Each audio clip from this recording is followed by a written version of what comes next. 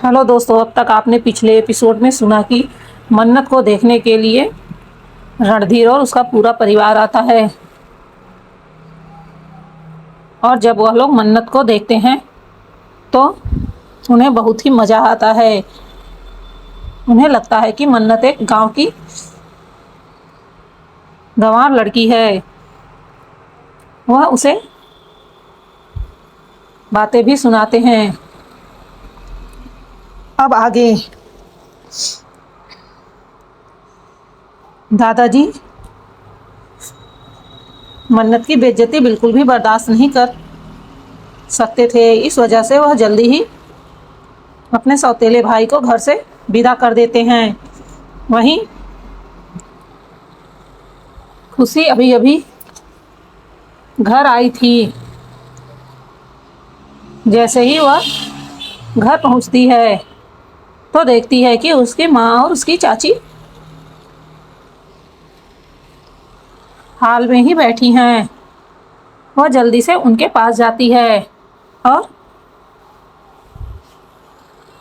अपनी माँ से बताती है, मॉम,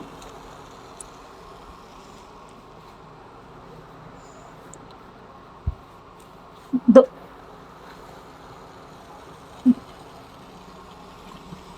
2 दिन बाद हमारे कॉलेज में फेयरवेल पार्टी है जिसमें मुझे जाना है। मुझे समझ नहीं आ रहा है कि मैं वहाँ क्या पहनकर जाऊँ। तभी मेनका जी प्यार से उसके सर पर हाथ फेरते हुए बोलती हैं, अरे मेरा बच्चा, तू जो भी पहन के जाना चाहती है पहन के चली जाना। वैसे भी तुझ पर तो सारे ड्रेस बहुत ही प्यारे लगते हैं।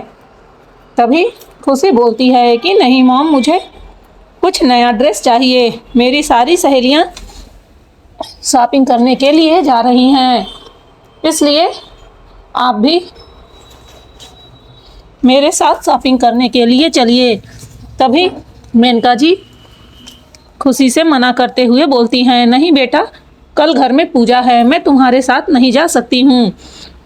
बहुत सारे काम हैं। तुम ऐसा करो ना, अपने साथ मन्नत को ले जाओ। वैसे भी वह दिन भर घर में बैठे बैठे बोर होती रहती है। अगर वह तुम्हारे साथ शॉपिंग करने के लिए जाएगी तो थोड़ा उसका मन भी बहल जाएगा। और वैसे भी वह जब से आई है उसने अभी तक कुछ अपने लिए लिया नहीं है। वहीं दादाजी इस वक्त हाल में आ रहे थे। जब वह यह बात सुनते हैं तो उनके चेहरे पर खुशी आ जाती है। आखिर में ठीक ही तो कह रही थी उनकी बहू कि जब से मन्नत यहाँ आई है उसने कभी कोई चीज़ अपने लिए नहीं लिया, ना ही किसी से मांगा। दादाजी बोलते हैं कि हाँ हाँ ठीक है, तुम अपने साथ अपनी भाभी को लेकर जाओ और ये लो मेरा कार्ड। इतना बोलकर वह अपने जेब से अपना कार्ड निकाल कर देते हैं और कहते हैं, तुम दोनों खूब ढेर सारी शॉपिंग करना। और हाँ, अपनी भाभी को भी ढेर सारे कपड़े खरीदना और उसे जो भी पसंद हो वो सब खरीद देना। वहीं जब घर के सारे लोग देखते हैं कि कैसे दादाजी मन्नत के शॉपिंग करने के लिए अपना खुद का कार्ड दे रहे हैं तो उन्हें ज़्यादा अच्छा तो नहीं लगता, क्योंकि वह अपना कार्ड कभी किसी को नहीं देते थे। वह हमेशा कहते थे कि आखिर में तुम्हारे हस्बैंड या फिर तुम्हारे बाप क्या कर रहे हैं, वह पैसे किस लिए कमा रहे हैं, वह कमा के तुम लोगों की ज़रूरतों को पूरा करें। लेकिन आज वह कैसे मन्नत के लिए अपना कार्ड दे रहे हैं और बोल रहे हैं जितना मन चाहे उतनी शॉपिंग कर लो। फिलहाल वह लोग मन्नत से जलते तो नहीं थे, लेकिन फिर भी कल की आई लड़की के लिए अगर कोई बदल जाएगा तो उन्हें थोड़ा अजीब तो लगेगा ही। लेकिन वहाँ बैठा कोई भी कुछ नहीं बोलता। वहीं खुशी को तो वह कार्ड मिलने वाला था। उसे पता था दादाजी के कार्ड में बहुत पैसे हैं, वह चाहे जितनी शॉपिंग कर सकती है, तो वह दिल खोलकर शॉपिंग करेगी। और वह मन ही मन मन्नत को थैंक यू कहती है, जो उसकी वजह से आज उसे दादाजी का कार्ड मिल रहा था, वरना दादाजी हमेशा उसे एक लिमिट तक का ही कार्ड देते थे, जिसमें खुशी चाहकर भी ज़्यादा पैसा खर्च नहीं कर सकती थी। वहीं दादाजी आज अपना ब्लैक कार्ड उसे दे रहे थे, तो जाहिर सी बात है उसके खुशी का तो कोई ठिकाना नहीं रहेगा। वहीं दादाजी का कार्ड लेकर खुशी जल्दी से चहकते हुए मन्नत के कमरे की ओर भाग जाती है। दूसरी ओर रुद्र अपने ऑफिस में बैठा था। उसने अब तक अपने दोस्तों को मन्नत से तलाक लेने वाली बात कह दी थी। वहीं अर्नव परेशान होते हुए बोलता है, यह तूने क्या कर दिया? तुझे अंदाजा भी है कि तूने कितनी बड़ी गलती कर दी। अगर वह तुझसे तलाक ले लेगी तो तुझे पता है तुझे कितना बड़ा नुकसान उठाना पड़ेगा। उसकी बात पर रुद्र बोलता है कि उसके तलाक लेने से मेरा कोई नुकसान नहीं होगा, बल्कि मुझे फ़ायदा होगा। वह मेरे सर पे बैठी एक जंजाल है, जिससे मुझे हमेशा हमेशा के लिए मुक्ति मिल जाएगी। उसकी बातों को सुनकर अर्नव उसे समझाते हुए बोलता है, तुम बेवकूफ़ी कर रहे हो। क्या तुम्हें थोड़ा भी अंदाज़ा नहीं है? दादाजी ने अपने 40% शेयर उसके नाम कर रखे हैं। अगर वह तलाक लेती है तो वह सारे शेयर उसके नाम पे हैं, वह उसे लेकर चली जाएगी। फिर तुम मात्र 30% शेयर लेकर इस कंपनी के सीईओ कैसे बन सकते हो? और अगर उसने इस पर दावा कर दिया तो यह भी तुम्हारे हाथ से छिन जाएगा। वहीं उसकी बातों को सुनकर रुद्र को होश आता है। वह इस समय बहुत ही ज़्यादा परेशान हो जाता है। उसे इस बात का तो ध्यान ही नहीं था।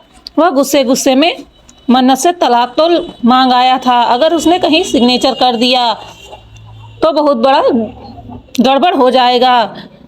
वह बहुत ही गुस्से में बोलता है कि मैंने इतनी बड़ी बात कैसे भुला दी। हे भगवान, मेरा दिमाग कहाँ चला गया था। यह कहते हुए वह अपने माथे को अपने हाथों से रगड़ने लगता है।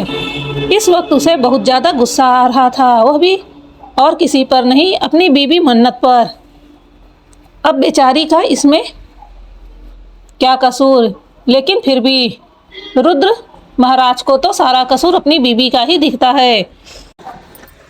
रुद्र बोलता है, मुझे जल्दी ही कुछ भी करके वह शेर उससे छीनने होंगे। वैसे तो वह आसानी से देने वाली नहीं है, फिर भी मुझे कुछ ना कुछ करके अपने शेयर उससे लेने ही होंगे। उसके लिए चाहे मुझे उसे कितना भी मजबूर करना पड़े, चाहे जो करना पड़े, लेकिन मैं उस घटिया लड़की को अपने शेयर लेकर नहीं जाने दूंगा। उस 2 टके की लड़की की औकात नहीं है कि वह मेरी मेहनत का एक भी रुपए ले जाए। यह कहते वक्त उसका चेहरा गुस्से से लाल हो गया था। वहीं उसे इस तरह गुस्सा करता देखकर प्रणव, यतीन और अर्नव उसे समझाने लगते हैं और बोलते हैं, देख, जल्दीबाजी में कोई कदम मत उठाना। ऐसा ना हो कि कल पछताने के लिए तेरे पास वक्त भी ना रह जाए। जो भी करना बहुत सोच समझ कर करना। आखिर में अब वह तेरी वाइफ है। वहीं उसके वाइफ वाले शब्द को सुनकर रुद्र का खून खौल उठता है। वह गुस्से से उसकी ओर देखने लगता है। तो उसे शांत कराते हुए अर्नव बोलता है, देख, तू माने या ना माने, तेरे मानने से कोई फर्क नहीं पड़ता, लेकिन अब हकीकत यही है कि तेरी उससे शादी हो चुकी है। अगर उसे किसी तरह का नुकसान होगा तो सारा इल्ज़ाम तुझ पर लगेगा। और मुझे पूरा यकीन है तब दादाजी तुझे छोड़ेंगे नहीं। भले ही वह तुझसे बहुत ज़्यादा प्यार करते हों, लेकिन जिस तरह से हमें पता चला है वह तेरी वाइफ को भी बहुत ज़्यादा मानते हैं, तो मुझे नहीं लगता है कि तू उसके साथ किसी तरह की जोर ज़बरदस्ती कर सकता है।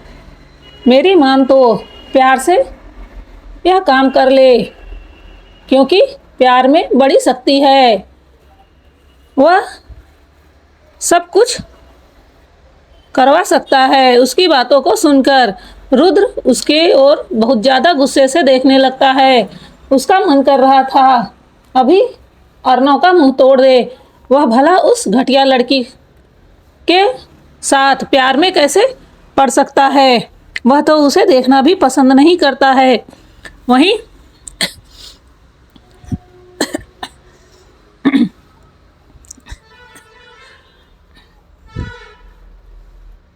जहां यह लोग उससे शेर छीनने के लिए प्लान बना रहे थे, वहीं दूसरी ओर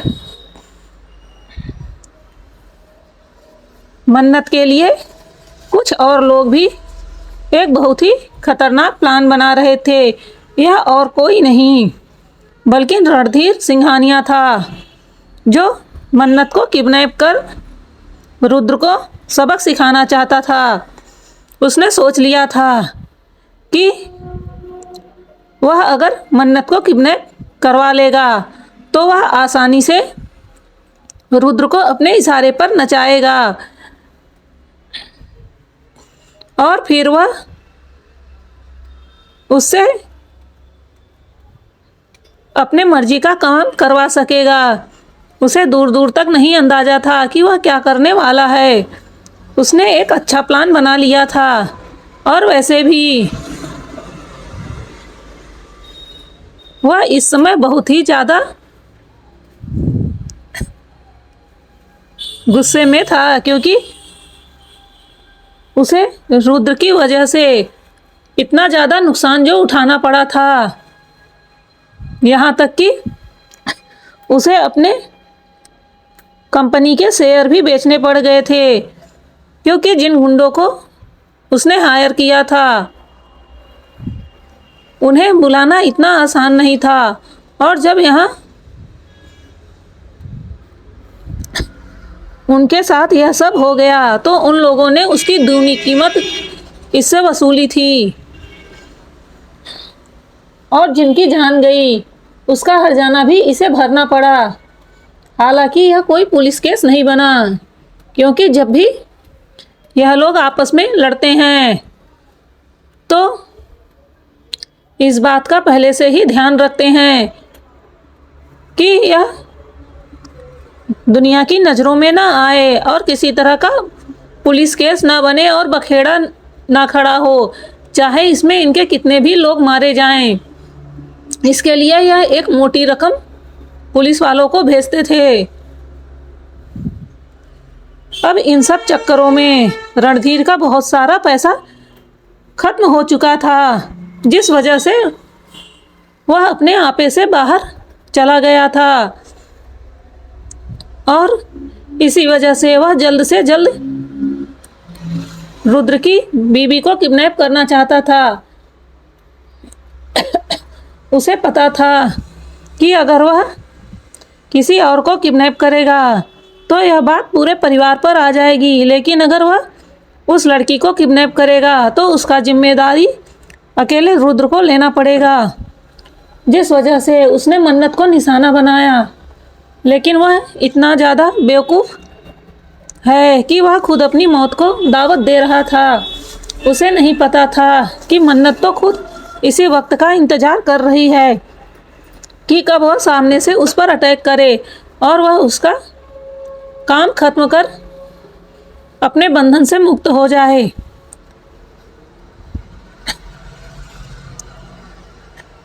वहीं रणधीर के कहने पर अवधेश ने उसके पीछे कुछ जासूस लगा दिए थे, जो 24 घंटे उसके घर पर नज़र रखे हुए थे। जब कभी मन्नत घर से बाहर निकलेगी तभी वह लोग अपने प्लान को अंजाम देंगे।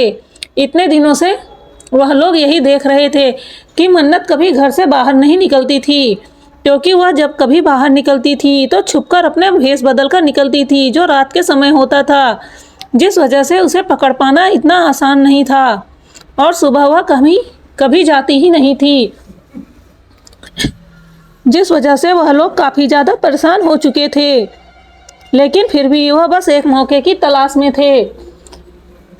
वहीं खुशी मन्नत को किसी तरह राजी करके अपने साथ शहर के सबसे बड़े मॉल में लेकर जाती है और वह अपने लिए कपड़े पसंद करने लगती है। वैसे भी मन्नत को खुशी से कोई प्रॉब्लम नहीं थी। खुशी बिल्कुल अपने नाम की तरह हमेशा खुश रहती थी।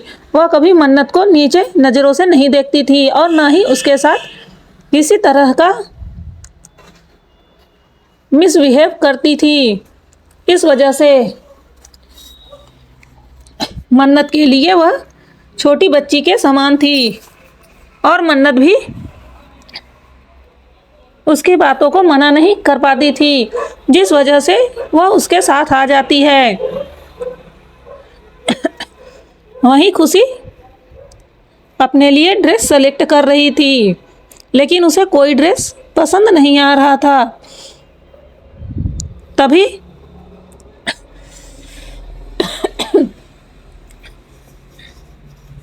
अचानक से खुशी के हाथों से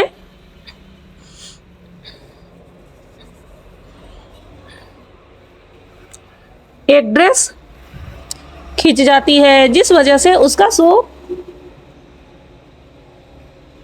डायमंड टूटकर गिर जाता है।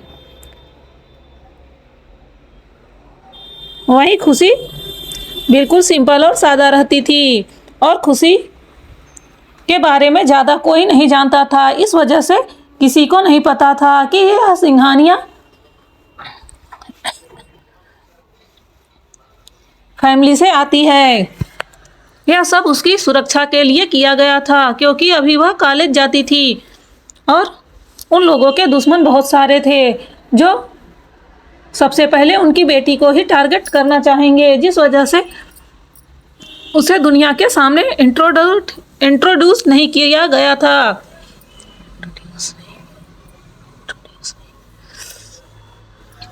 जैसे ही उसके हाथों से वह ड्रेस खराब होती है, एक सेल्स गर्ल आकर उस पर गुस्सा करने लगती है। उसे बिल्कुल पसंद नहीं था कि बस यूं ही लोग आते थे और देखकर चले जाते थे और कोई खरीदता नहीं था। वैसे भी खुशी ने इस वक्त जो ड्रेस अपने हाथों में ले रखी थी वह काफ़ी महंगी थी, और जब भी कोई महंगी ड्रेस या लोग बेचती थी तो उन्हें उसमें से कुछ % कमीशन मिलता था, और जब लोग उसे देखकर चले जाते थे तो इन्हें कमीशन नहीं मिल पाता था, जिस वजह से यह थोड़ी चिड़चिड़े हो जाते थे। वैसे भी पैसा कमाना कौन नहीं चाहता है, और जब उन्हें अधिक मिले तो यह उनके लिए और अच्छा था। इसी वजह से वह सेल्स गर्ल खुशी को डांटने लगती है और बोलती है कि जब तुम लोगों को कुछ लेना नहीं होता है तो मुंह उठाकर इतने बड़े मॉल में क्यों चले आते हो, कहीं सड़क पर क्यों नहीं खरीद लेते हो। सड़क पे बहुत सी दुकानें लगी हुई हैं, तुम लोग वहाँ जाया करो। इस तरह से महंगी ड्रेसों को खराब करने का तुम्हें किसने हक दिया। अब चलो, जब तुमने इसे खराब कर दिया है तो इसका पेमेंट भी करो। वहीं खुशी बोलती है कि नहीं, यह मैंने नहीं खराब किया है, क्योंकि सच में खुशी ने उसे नहीं खराब किया था। यह तो पहले से ही किसी सेल्स गर्ल के हाथ से खराब हुआ था, जिसने उसे उसी तरह अटैच करके रख दिया था, और जब खुशी ने उसे अपने हाथ में लिया तो वह उससे टूट गया और नीचे गिर गया, जो सभी की नज़रों में आ गया। इस वक्त मन्नत अपने फ़ोन पर किसी से बात कर रही थी, जिस वजह से उसकी नज़र खुशी पर नहीं जाती है। उसके लिए तो खुशी अभी अपने ड्रेस सेलेक्ट कर रही थी। तभी उस सेल्स गर्ल की आवाज़ सुनकर वहाँ बहुत सारी और स्टाफ मेंबर आ जाते हैं, जो खुशी को ऊपर से नीचे तक देखने लगते हैं। वहीं जिस लड़की से यह ड्रेस खराब हुआ था उसे एक अच्छा बकरा मिल गया था फंसाने के लिए। वह भी खुशी पर इल्जाम लगाने लगती है और उसे डांटना शुरू कर देती है। अब तक उसे तो दूसरी सेल्स गर्ल डांट रही थी, लेकिन अब यह थोड़ी सीनियर थी, इसलिए यह ज़्यादा एटीट्यूड दिखा रही थी और वह उसे डांटते हुए बोलती है कि तुम 2 टके के लोग यहाँ मुंह उठाकर चले आते हो, अपनी औकात नहीं देखते हो और आ जाते हो महंगी महंगी ड्रेस को लेने के लिए। जब लेने की औकात नहीं थी तो तुम्हारी हिम्मत कैसे हुई इसे हाथ लगाने की। वहीं खुशी, जिसे सब बड़े प्यार से दुलार से रखते थे, इतनी बातें सुनकर और इतने सारे लोगों को देखकर बहुत ज़्यादा इंसल्ट फील करती है। उसकी आंखों से आंसू बहने लगते हैं। वह बार बार समझा रही थी कि यह सब उसके हाथों से नहीं हुआ है, यह इसी तरह टूटा हुआ था और जब मैंने छुआ तो वह अपने से निकल गया। प्लीज़ मेरी बातों को यकीन मानिए, मैंने इसे नहीं तोड़ा है। वहीं वह लोग खुशी की बातों को पर यकीन करने के लिए तैयार नहीं थे। वैसे भी यह कपड़ा खुशी के हाथों में था। इसकी कीमत लगभग कुल 15 लाख रुपए थी, जो एक बहुत बड़ा अमाउंट था। उतनी तो उन बेचारियों को साल भर में सैलरी भी नहीं मिलती है, और अगर इस लड़की ने इसका पेमेंट नहीं किया तो यह सब उनकी सैलरी से काटा जाएगा। यह सोचकर अब सभी लोग खुशी को टोल करने लगते हैं। वहीं अब वहाँ ज़्यादा हंगामा होने लगता है। खुशी इस समय बहुत ज़्यादा डर चुकी थी। वह रोने लगती है। वह बोलती है कि ठीक है मैं पैसा दे दूँगी, मुझे इस तरह से परेशान ना करो। लेकिन वह लोग उसे तब भी नहीं छोड़ती और बोलती हैं कि तुम्हारी औकात नहीं है और तुम हमें पैसे दोगी।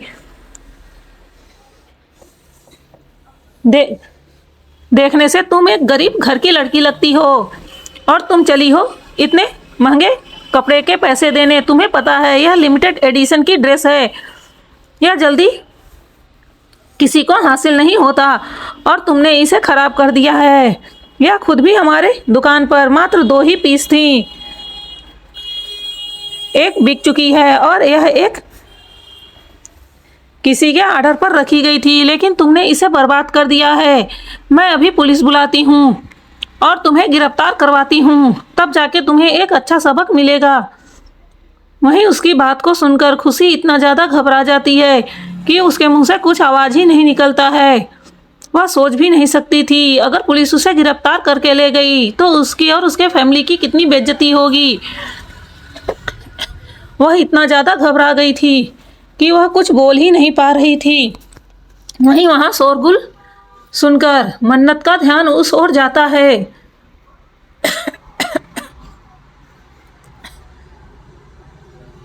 तो पहले तो मन्नत इग्नोर कर देती है, लेकिन बार बार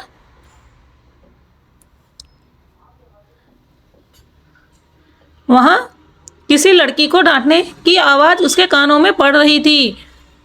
तो एक पल के लिए उसे लगता है कि कहीं खुशी तो मुसीबत में नहीं है, उसे चलकर देखना चाहिए। यह कहते हुए वह अभी जिससे बात कर रही थी उसे कहती है कि मिस्टर रंधावा, मैं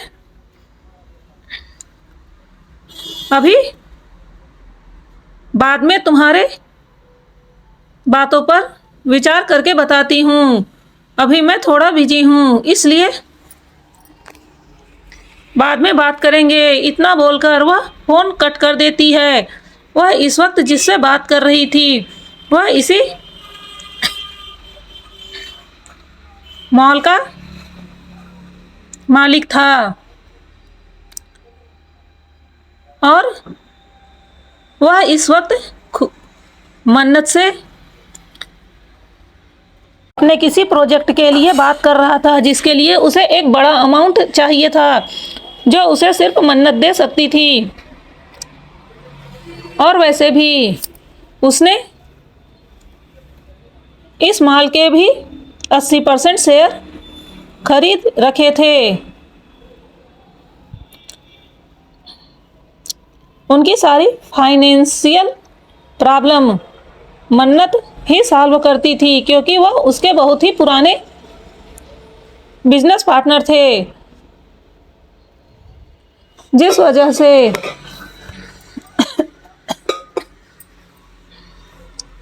रंधावा खुशी से बात कर रहे थे और अपनी प्रॉब्लम को उसके सामने रख रहे थे।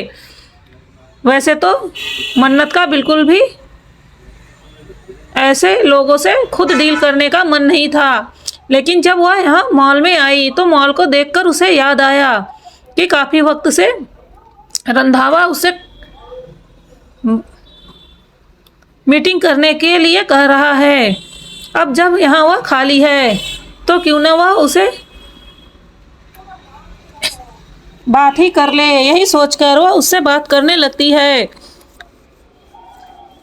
वहीं मन्नत फोन रख के वहाँ जाती है तो वह भीड़ को थोड़ा साइड करते हुए अंदर जाती है। तो जैसे ही वह अंदर जाती है तो देखती है एक सेल्स गर्ल खुशी पर हाथ उठाने वाली थी। यह देखकर उसकी भौहें सिकुड़ जाती है और वह अपनी आंखें छोटी कर उस सेल्स गर्ल को घूरने लगती है। उसे इस वक्त इतना ज़्यादा गुस्सा आता है कि वह उस सेल्स गर्ल की जान निकाल ले। आखिर में ऐसी कौन सी बात थी जिस वजह से इस लड़की को खुशी पर हाथ उठाना पड़ा। और वैसे भी खुशी इस वक्त उसके साथ आई है तो वह उसकी गारंटी पर आई है। अगर उसे कुछ हो जाता है तो वह घर में क्या जवाब देगी। वह बिल्कुल भी यह बर्दाश्त नहीं कर सकती थी, इसीलिए वह अभी खुशी पे हाथ उठा ही पाती कि उसने तुरंत ही तेजी से आगे बढ़कर उस लड़की का हाथ पकड़ लिया। वहीं खुशी डर से अपने आंखों को बंद कर लेती है। यह उसके लिए बहुत ही भयानक सीन था। आज तक कभी जिंदगी में उसे किसी ने तेज आवाज़ में डांटा भी नहीं था और यह लड़की उस पर हाथ उठाने वाली थी। यह देखकर वह पूरी तरह से कांप गई थी, लेकिन जब उसके गालों पर तमाचा नहीं पड़ता तो वह अपनी आंखें धीरे से खोलकर देखती है। इस वक्त वह डर से कांप रही थी तो देखती है मन्नत उसके सामने उस लड़की का हाथ पकड़े गुस्से से उसे घूर रही थी। वहीं जैसे ही खुशी मन्नत को देखती है तो वह जल्दी से उसके पीछे जाकर छिप जाती है और फपक कर रोने लगती है। उसे इस तरह रोता देखकर मन्नत को अच्छा नहीं लगता है। वह दूसरे ही पल उस लड़की का हाथ जोर से मरोड़ती है, जिससे एक कट की आवाज़ गूंजती है और उस लड़की की चीख चारों ओर गूंज जाती है। यह सीन देखकर वहाँ खड़े सभी लोग थोड़ा दूर हो जाते हैं। वहीं वह लड़की दर्द से जोर जोर से चिल्लाने लगती है। खुशी जो उसके पीछे छिपकर रो रही थी वह भी जल्दी से उसके बगल से अपना सर निकाल कर देखती है तो वह उस लड़की को ज़मीन पर तड़पता हुआ देखकर हैरान रह जाती है। इस वक्त वह लड़की अपना हाथ पकड़कर बहुत ही जोर जोर से रो रही थी, क्योंकि मन्नत ने उसके हाथों को बहुत ही बुरी तरह से तोड़ दिया था। वही सारी सेल्स गर्ल यह नज़ारा देखकर पहले तो जम जाती हैं, फिर गुस्से से वह लोग मन्नत को चिल्लाने लगती हैं, घटिया लड़की, तुम्हारी हिम्मत भी कैसे हुई उसके साथ ऐसा करने की। रुको, अभी पुलिस को बुलाते हैं और तुम्हें अच्छा सबक सिखाते हैं। तुम दो कौड़ी की लड़की, देखने से ही कोई गांव की गंवार लगती हो। तुम्हारी हिम्मत भी कैसे हुई हमारे मॉल में घुसने की। सिक्योरिटी अभी इसे धक्के मारकर यहाँ से निकालो। तभी दूसरी लड़की बोलती है, अरे इसे निकालने नहीं चाहिए, इसे पुलिस के हवाले करो, आखिर में इसने उसका हाथ तोड़ दिया है। यह बोलते हुए अब सभी लोग मन्नत पर चिल्लाने लगते हैं। वहीं मन्नत को उनकी आवाज़ें बिल्कुल भी पसंद नहीं आ रही थी। आज तक कभी उसके सामने किसी ने नज़रें उठाकर भी उससे बात करने की कोशिश नहीं की। वहीं यह दो कौड़ी की लड़कियां उस पर इस तरह से चिल्ला रही थी जैसे उसकी अम्मा हो। वह गुस्से में ज़ोर से चिल्लाती है, बस बहुत हो गया। उसकी आवाज़ इतनी ज़्यादा खतरनाक थी कि एक पल के लिए खुशी भी डर से कांप जाती है, और जो उसने अपने दोनों हाथों से उसके कपड़े को पकड़ रखा था उसके हाथों से छूट जाता है। वह खुद उससे एक कदम पीछे हो जाती है। मन्नत का इस पर ध्यान नहीं जाता। वह इस वक्त बहुत ज़्यादा गुस्से में थी। वहीं वह गुस्से में बोलती है कि तुम्हारी औकात भी है कि तुम हमारे सामने खड़ी रह सको। तुम्हारी हिम्मत कैसे हुई इस लड़की पर हाथ उठाने की? कहीं ऐसा ना हो कि तुम लोगों के मुंह में जबान ना रहे। तुम लोग, तुम्हारी हिम्मत कैसे हुई इस तरह से हमसे बातें करने की? क्या तुम्हारे मालिक ने तुम्हें यही सिखाया है? और ऐसा भी इस लड़की ने क्या किया था जो तुम लोगों को उस पर हाथ उठाने की नौबत आ गई? वहीं एक लड़की जो वहीं काम करती थी वह बड़े एटीट्यूड से आगे आती है और कहती है, तुम 2 टके के लोग, तुम्हें क्या पता इस लड़की ने पूरे 15 लाख का लिमिटेड एडिशन वाला ड्रेस खराब कर दिया है। और जब इसे हमने इसके पैसे मांगे तो यह रोना शुरू कर दी और सोचती थी कि ऐसे रो धोकर अपना काम निकाल लेगी और जान बचाकर भाग जाएगी। लेकिन इसे नहीं पता है कि इतना बड़ा नुकसान करके यह यहाँ से आसानी से नहीं जा सकती है। इसलिए इसे हमने पुलिस में देने का सोचा है। और अगर तुम्हें इतनी ही इसकी परवाह है तो तुम इसके पैसे दे दो, वरना हम तुम्हें भी पुलिस में देंगे। और वैसे भी तुमने हमारे सहपाठी का हाथ तोड़ दिया है, तो इस बेस पर अब तो तुम्हारा रिकॉर्ड बनना ही चाहिए। रुको, मैं अभी पुलिस को बुलाती हूँ और तुम जैसे घटिया लोगों को अभी यहाँ से घसीटकर बाहर फेंकवाती हूँ। यह कहते हुए वह अपना फ़ोन निकालकर पुलिस को कॉल करने लगती है। वहीं मन्नत उसे ध्यान से देख रही थी। उसकी जबान मन्नत की आंखों में खटक रही थी। उसकी हिम्मत कैसे हुई उसे इतना सब कुछ कहने की? क्या वह इस 2 टके के ड्रेस का पैसा नहीं दे सकती थी? उसे पैसा ही चाहिए था तो वह आराम से कह देती। इतना सब कुछ सुनाने से उसे अब क्या मिलने वाला है यह तो वह सपने में भी नहीं सोच सकती थी। वहीं मन्नत बोलती है कि मुझे नहीं लगता है कि तुम लोगों को यहाँ काम करना चाहिए। तुम जैसे घटिया लोग जो लोगों के साथ भेदभाव करते हैं इस मॉल में काम करने के लायक नहीं हो। वहीं वह लड़कियां मन्नत को देखकर जोर जोर से हंसने लगती हैं और बोलती हैं कि हाँ हाँ, अब तुम हमें सिखाओगी कि हम कहाँ काम करने लायक हैं कि नहीं हैं। अरे तुम्हारी औकात भी क्या है कि तुम हमें सिखा सको। और वैसे भी जिन लोगों के पास खुद के काम नहीं होते तो वह इसी तरह दूसरों पर भौंकते रहते हैं। तुम एक घटिया कुतिया की तरह हो। उसकी बातें इतनी ज़्यादा घटिया हो चुकी थी कि मन्नत के बर्दाश्त के बाहर जा रही थी। वह तुरंत ही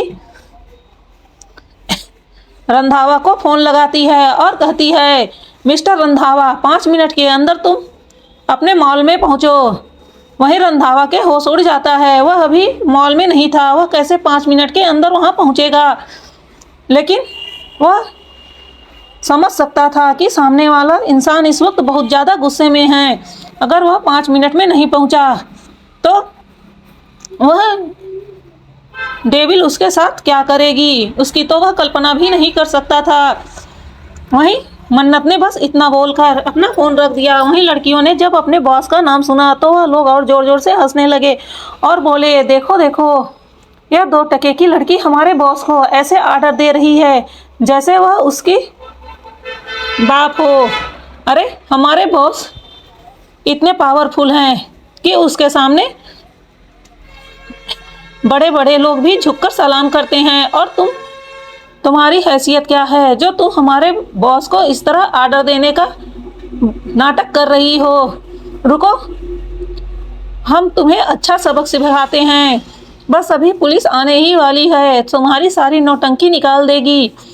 इस वक्त वह लोग बहुत ही ज़्यादा बोल रहे थे। वहीं मन्नत अब शांत हो चुकी थी, क्योंकि उसे पता था कि जितना ज़्यादा यह बोलेंगे उतना ही ज़्यादा इनके जबान में वह दर्द देगी, उन्हें किस तरह तड़पाएगी, यह तो उनकी आत्मा ही जाने। वहीं मन्नत ने सिर्फ 5 मिनट का वक्त दिया था। बेचारा रंधावा गिरते पड़ते भागते हुए वहां आता है और वह भीड़ को देखकर जल्दी जल्दी अपनी नजरें चारों ओर दौड़ाने लगता है। इस वक्त उसका हाल ऐसा था कि उसके चेहरे से पसीना टपक रहा था, उसकी सांसें बहुत ज़्यादा फूली हुई थी, क्योंकि वह पूरे वक्त बस दौड़ते हुए ही आ रहा था। वह अपने मॉल से ज़्यादा दूर नहीं था, इसी वजह से वह जल्दी पहुंच सका। और जैसे ही वह अपने गाड़ी से उतरा, बस भागते हुए वह वहां पर पहुंच गया, क्योंकि अब तक वहां का मैनेजर भी वहां आ चुका था और यह सारा तमाशा देख रहा था। वैसे भी वह बहुत ही ज़्यादा बुद्धिमान था, इसलिए उसने बीच में पढ़ने की कोशिश नहीं की। वह एक गरीब फैमिली से था, उसे अपनी नौकरी से हाथ नहीं धोना था। और जिस तरह से उसने फ़ोन किया था उसके बॉस को, तो जाहिर सी बात है कि हो सकता है कि यह उसे जानती हो, और जिस एटीट्यूड से वह यहाँ खड़ी है, तो जाहिर सी बात है कि वह कोई आम लड़की नहीं है। और वैसे भी भले ही उसके कपड़ों पर कोई लोगो ना हो, लेकिन वह कपड़े बहुत ही अधिक महंगे समझ में आते थे, जिसका नॉलेज उन गरीब सेल्स गर्ल को नहीं था। लेकिन वह एक मैनेजर था, उसे कैसे ना पता हो। इस वजह से वह जब से आया था बस शांत एक किनारे खड़ा था।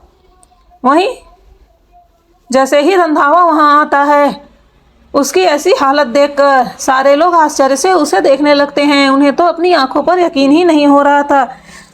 सारे वर्कर अपने बॉस को देख रहे थे, क्या सच में इस लड़की ने उसके बॉस को बुलाया है।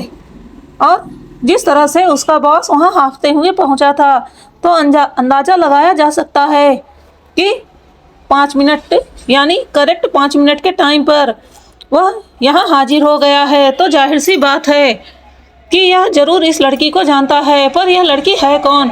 अब सभी लोग आश्चर्य से मन्नत की ओर देखने लगते हैं। वहीं खुशी भी देख रही थी। तभी रंधावा की नज़र मन्नत पर पड़ता है। वह उसके उस डरावने शक्ल को देखकर पूरी तरह से हिल जाता है। अब इस डेविल को किसने गुस्सा दिला दिया, हे भगवान, यानी मेरा ही जनाजा निकालना है। यह सोचते हुए वह घबराते हुए मन्नत के सामने जाता है और झुककर उसे ग्रीट करता है। वहीं उसे इस तरह झुकते हुए देखकर अब तो सबके आश्चर्य का ठिकाना नहीं था। वहीं जितनी सेल्स गर्ल वहाँ खड़ी थी, जिन लोगों ने अभी तक खुशी और मन्नत को परेशान किया था, उनके तो डर के मारे पसीने छूटने लगते हैं। उन्हें समझ में आ चुका था कि जो लड़की उसके बॉस को इस तरह भगाते हुए यहाँ तक ला सकती है, वह कोई आम लड़की नहीं हो सकती है। अब उन्हें खुद के बोले हुए शब्दों पर पछतावा होने लगा था और अब उन्हें मन्नत से डर लगने लगा था। वहीं मन्नत ध्यान से रंधावा को देखती है और फिर एक फीकी सी मुस्कान देती है। रंधावा जो उससे अच्छी तरह से वाकिफ था, वह उसकी उस मुस्कुराहट को देखकर अंदर से कांप जाता है, क्योंकि उसे अच्छे से पता था जब मन्नत इस तरह से मुस्कुराती है तो यानी ज़रूर किसी की जान जाने वाली है। वह खुद में सोचने लगता है, कहीं यह पागल मेरी ही तो जान नहीं लेने वाली है। अब मैंने ऐसा क्या कर दिया, कहीं मेरे लोगों ने इसे परेशान तो नहीं किया। यह सोचकर ही वह बहुत ही डर से उसकी ओर देखने लगता है। वहीं मन्नत बोलती है कि रंधावा, मुझे लगता है कि तुम बूढ़े हो गए हो, अब तुम्हें काम करने की ज़रूरत नहीं है, तो क्यों ना तुम्हें छुट्टी दे दी जाए। वहीं उसकी ऐसे शब्द सुनकर रंधावा के रीढ़ तक में ठंडक दौड़ जाती है। उसके छुट्टी देने का मतलब था उसे परमानेंट ऊपर का टिकट काटने का। यह चीज रंधावा को अच्छे से पता था।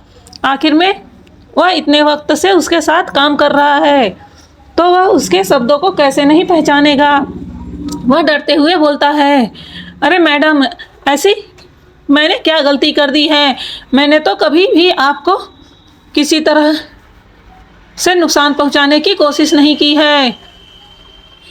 फिर आप मुझे छुट्टी क्यों देना चाहती हैं? वहीं उसकी बातों को सुनकर मन्नत मुस्कुराते हुए बोलती है, तुमने नहीं नुकसान पहुंचाया तो क्या हुआ, पर तुम्हारे यह वर्कर बहुत ही ढीठ हैं।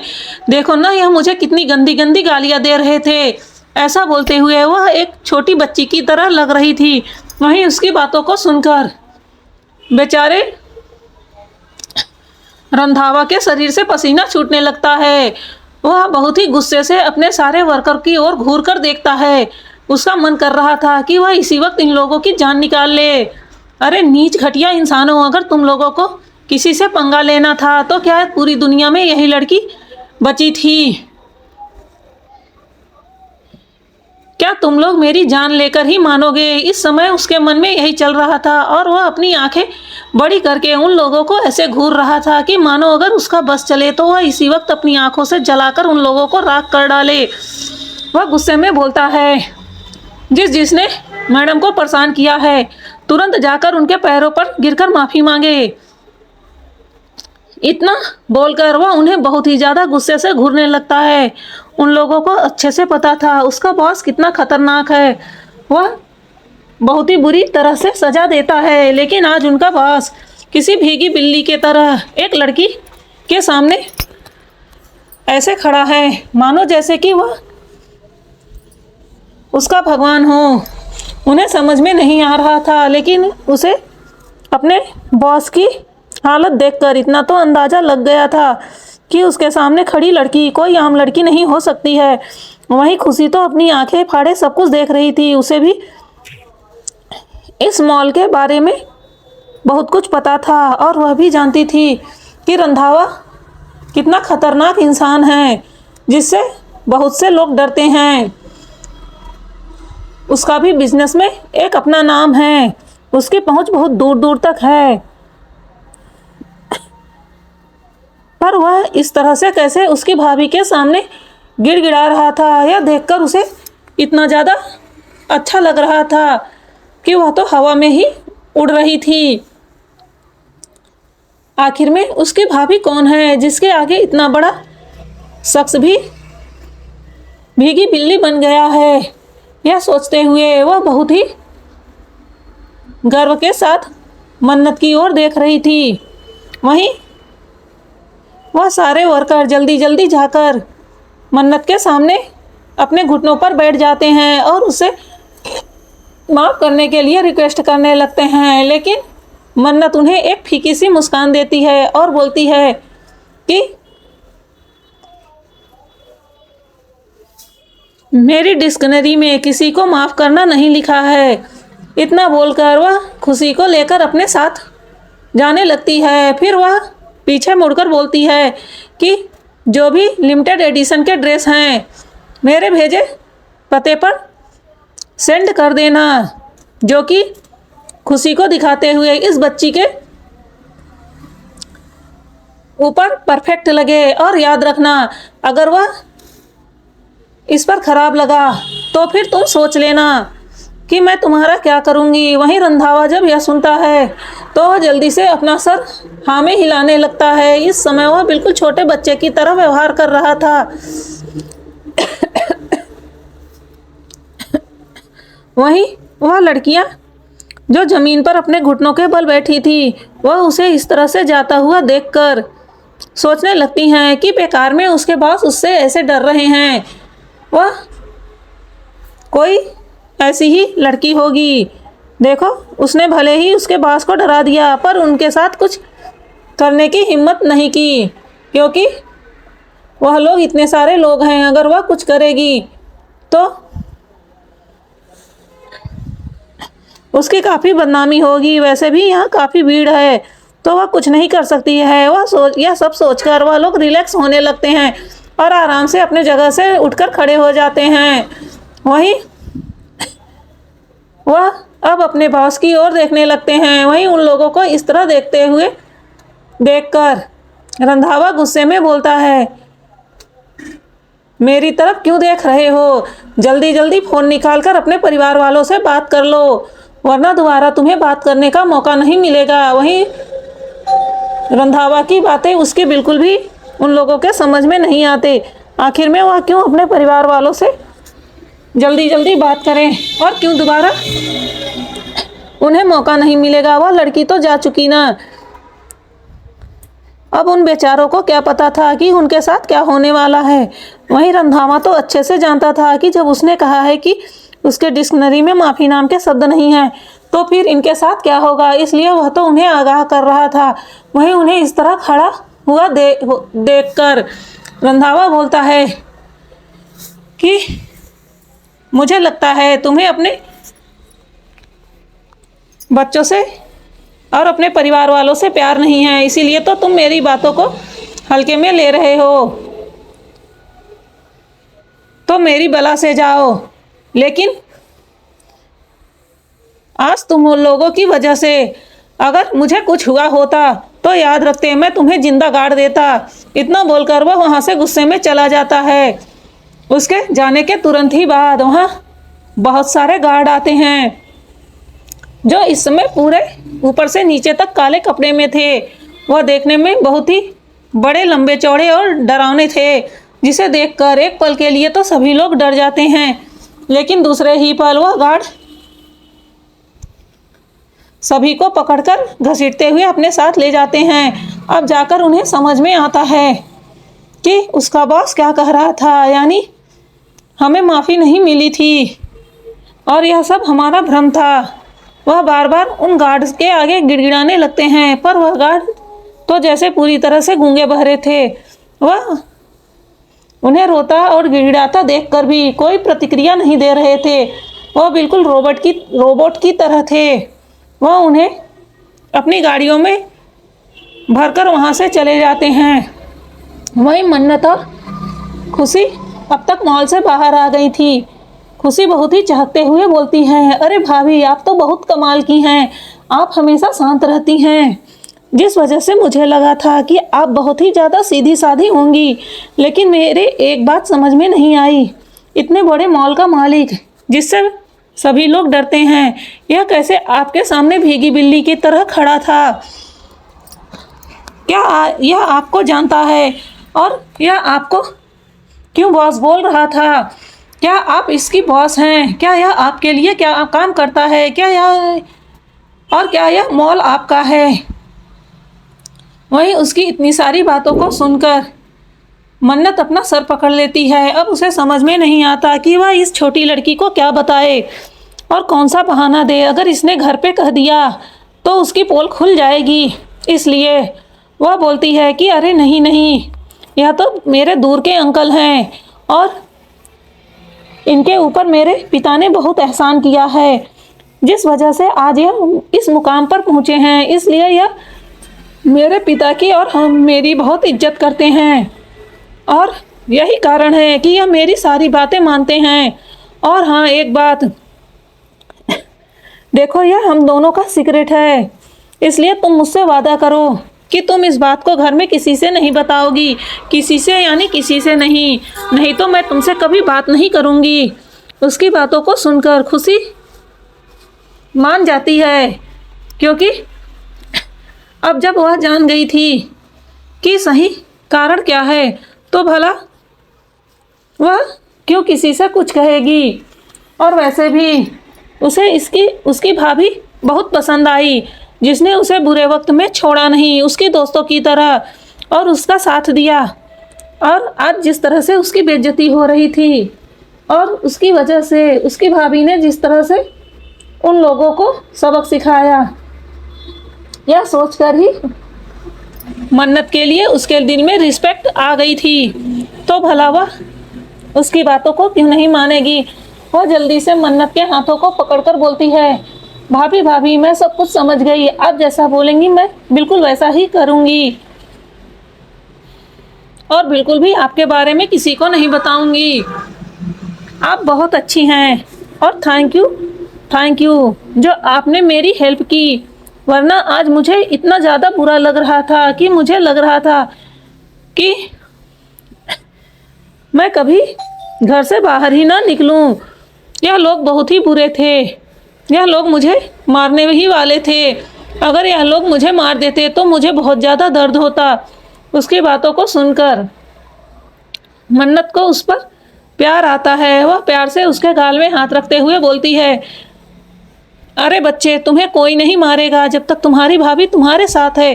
कोई तुम्हारे तरफ आंख उठाकर भी नहीं देख सकता है। वहीं उसे इस तरह लाड करता देखकर खुशी जल्दी से उसके गले से लग जाती है और बोलती है, थैंक यू भाभी, थैंक यू। आप बहुत अच्छी हैं, आप बहुत अच्छी हैं, सच में बहुत बहुत बहुत अच्छी हैं। वही मन्नत उसकी खुशी को देख सकती थी। वह सच में बहुत ही भोली और मासूम थी, और उसके आंखों में मन्नत को अपने लिए प्यार दिखाई देता था। भले ही पूरे घर में उसके साथ कोई कैसा व्यवहार करे, पर वह जब से आई थी खुशी ने उसके साथ कभी कोई गलत व्यवहार नहीं किया था। वह उसे हमेशा प्यार से ही बुलाती थी और अच्छा व्यवहार करती थी। इस वजह से उसे मन्नत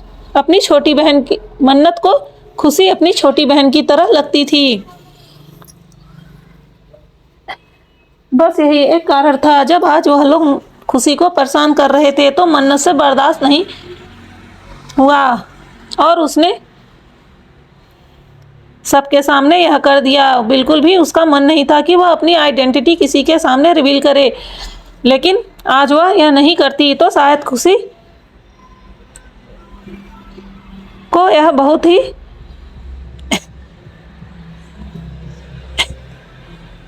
तकलीफ देता। यह हादसा उसके मन में घर कर जाता, और शायद ही वह जल्दी किसी पर विश्वास कर पाती।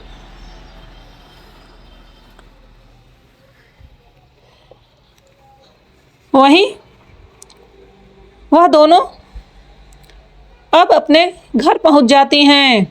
जैसे ही वह घर जाती हैं तो दादाजी हाल में ही बैठे थे। वह देखते हैं कि वह लोग अपने साथ कुछ नहीं लेकर आई हैं, तो वह बोलते हैं कि अरे बच्चा, तुम लोग शॉपिंग करने नहीं गए थे क्या? तुम्हारे साथ कोई सामान क्यों नहीं है?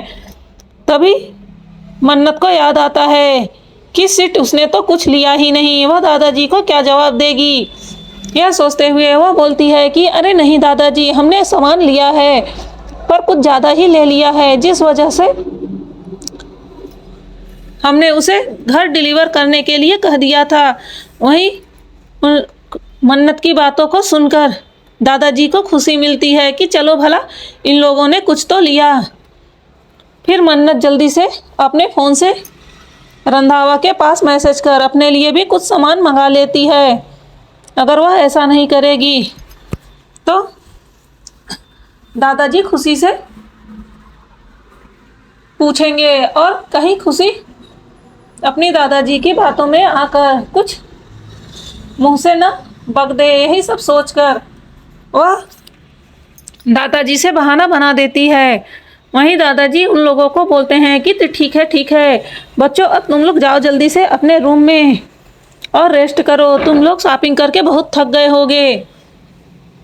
उस दादाजी की बातों को सुनकर मन्नत और खुशी दोनों उन्हें हाँ बोलकर अपने अपने रूम की ओर चली जाती हैं। वहीं खुशी बहुत ज़्यादा खुश थी। वह सोच रही थी कि क्यों ना भाभी को अपने साथ अपने कॉलेज ले जाया जाए, वहाँ बड़ा मज़ा आएगा। और कॉलेज में उसे अक्सर उसकी सही आइडेंटिटी न जानने की वजह से बच्चे उसे परेशान करते थे, तो अगर मन्नत उसके साथ रहेगी तो उसे कभी कोई परेशान नहीं कर पाएगा। यही सब सोचकर वह प्लान बनाने लगती है। वहीं उसके प्लान से बिल्कुल अनजान मन्नत अपने रूम में आकर फ्रेश होकर अपना काम करने लगती है। उसके पास बहुत सारा काम होता था जो वह रुद्र के आने से पहले ही खत्म कर लेती थी। नहीं तो कभी अगर रुद्र उसे इस तरह से देख गया तो वह उस पर डाउट करेगा। और वैसे भी उसे हमेशा पता होता था कि रुद्र कब घर आएगा और कब जाएगा। वैसे भी उसके लोग हमेशा घर के बाहर रहते थे। जब भी रुद्र की गाड़ी घर में इंटर करती थी वह लोग उसे तुरंत इन्फॉर्म कर देते थे, जिससे मन्नत पहले ही सतर्क हो जाती थी और कोई गलती नहीं करती थी। वहीं रुद्र इस वक्त अपने पर्सनल वकील से, जो उसका ही एक दोस्त था, उससे बात कर रहा था।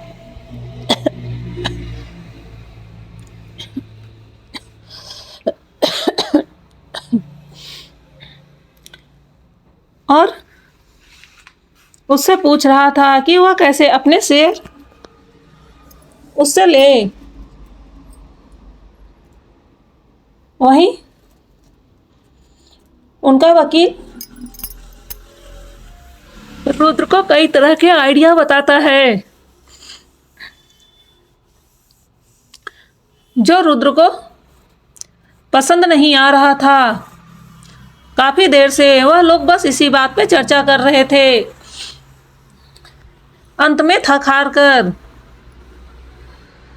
उसका वकील, जिसका नाम अरुण था, वह गुस्से में आ जाता है और बोलता है कि अरे यार, जब इतना ही दिक्कत है तो तू डायरेक्ट जाकर उसी से कह दे। इस तरह के घटिया चाल चलने से क्या फर्क पड़ता है?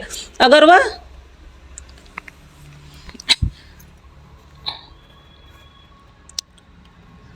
तेरे मांगने से नहीं देगी तो जान जाना कि वह एक घटिया और चालबाज लड़की है, और अगर तेरे कहने से वह तेरे शेर तुझे वापस कर देगी तो जान जाना कि वह एक बहुत अच्छी लड़की है और तुझे उसके साथ बुरा व्यवहार नहीं करना चाहिए।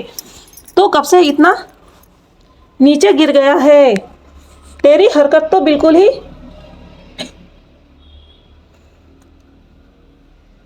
किसी गुंडे जैसे होती जा रही है। वहीं अरुण की बातों को सुनकर रुद्र को बहुत ज्यादा गुस्सा आता है। वह उसका कॉलर पकड़कर उसे खींचते हुए बोलता है कि तूने क्या बोला? तेरी हिम्मत भी कैसे हुई मुझे गुंडा बोलने की?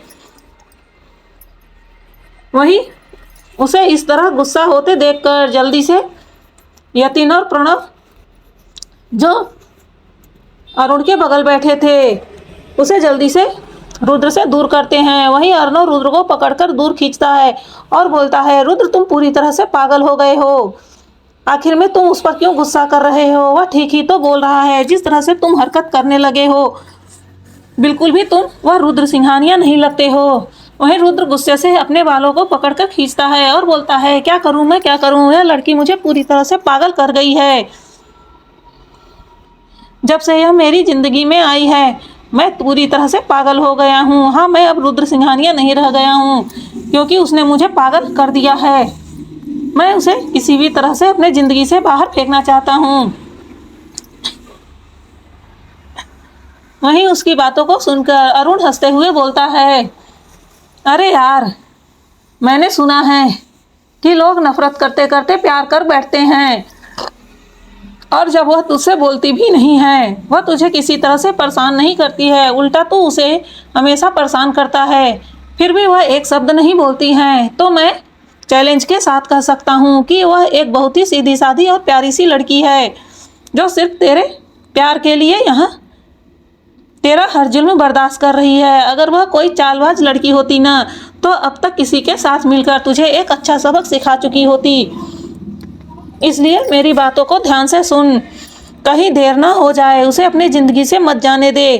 देख, वक्त को किसी ने नहीं देखा है, उसकी अच्छाइयों को देख, उसके चेहरे से क्यों प्यार करता है, तो उसके दिल के अंदर झांक कर देख। वह एक बहुत ही अच्छी पत्नी साबित होगी। आजकल की मेकअप से पुती जो 10 किलो मेकअप लगाकर घूमती हैं और जिनके अंदर घमंड भर भर के पड़ा होता है, जो सिर्फ पैसों के पीछे भागती हैं, उन सबसे तो अच्छी ही हैं भाभी जी। वहीं उसकी बातों को सुनकर रुद्र गुस्से से उसकी ओर देखते हुए कहता है कि अगर वह दुनिया में अंतिम लड़की भी होगी तो भी मैं उससे कभी प्यार नहीं कर सकता हूँ। वहीं उसकी बातों को सुनकर अरुण बोलता है,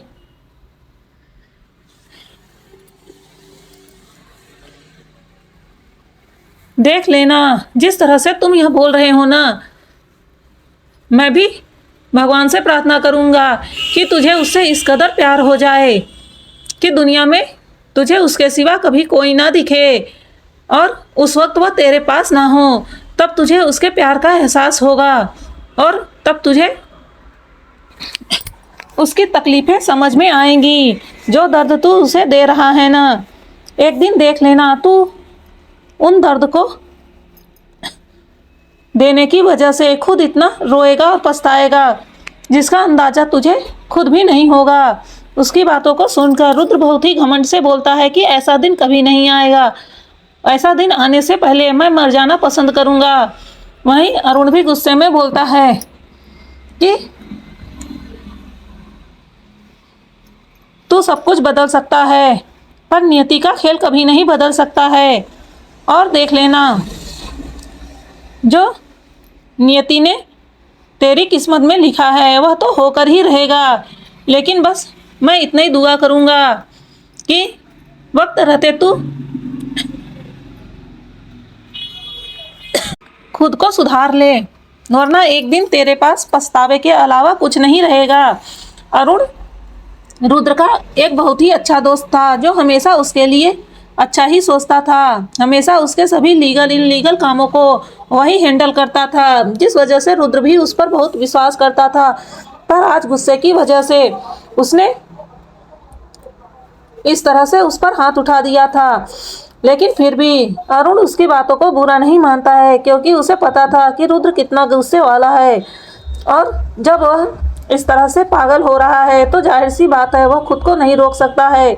इस वक्त उसे बात करना उसे बेवकूफ़ी ही लग रही थी, जिस वजह से वह बोलता है कि ठीक है, अगर मुझे कुछ समझ में आएगा तो मैं बताऊंगा। फिलहाल मेरे पास जितने प्लान थे मैंने तुम्हें बता दिया, लेकिन अंतिम में यही कहूँगा कि एक बार तू उससे बात करके ज़रूर देख ले, क्योंकि जहाँ तक इन लोगों ने मुझे बताया है वह बहुत ही सीधी सादी और मासूम सी है, तो जाहिर सी बात है उसे तेरे धन दौलत में कोई इंटरेस्ट नहीं होगा। अगर उसे धन दौलत ही चाहिए होता तो मुझे लगता है अब तक में उसने तुझसे काफ़ी ज़्यादा डिमांड कर दिया होता।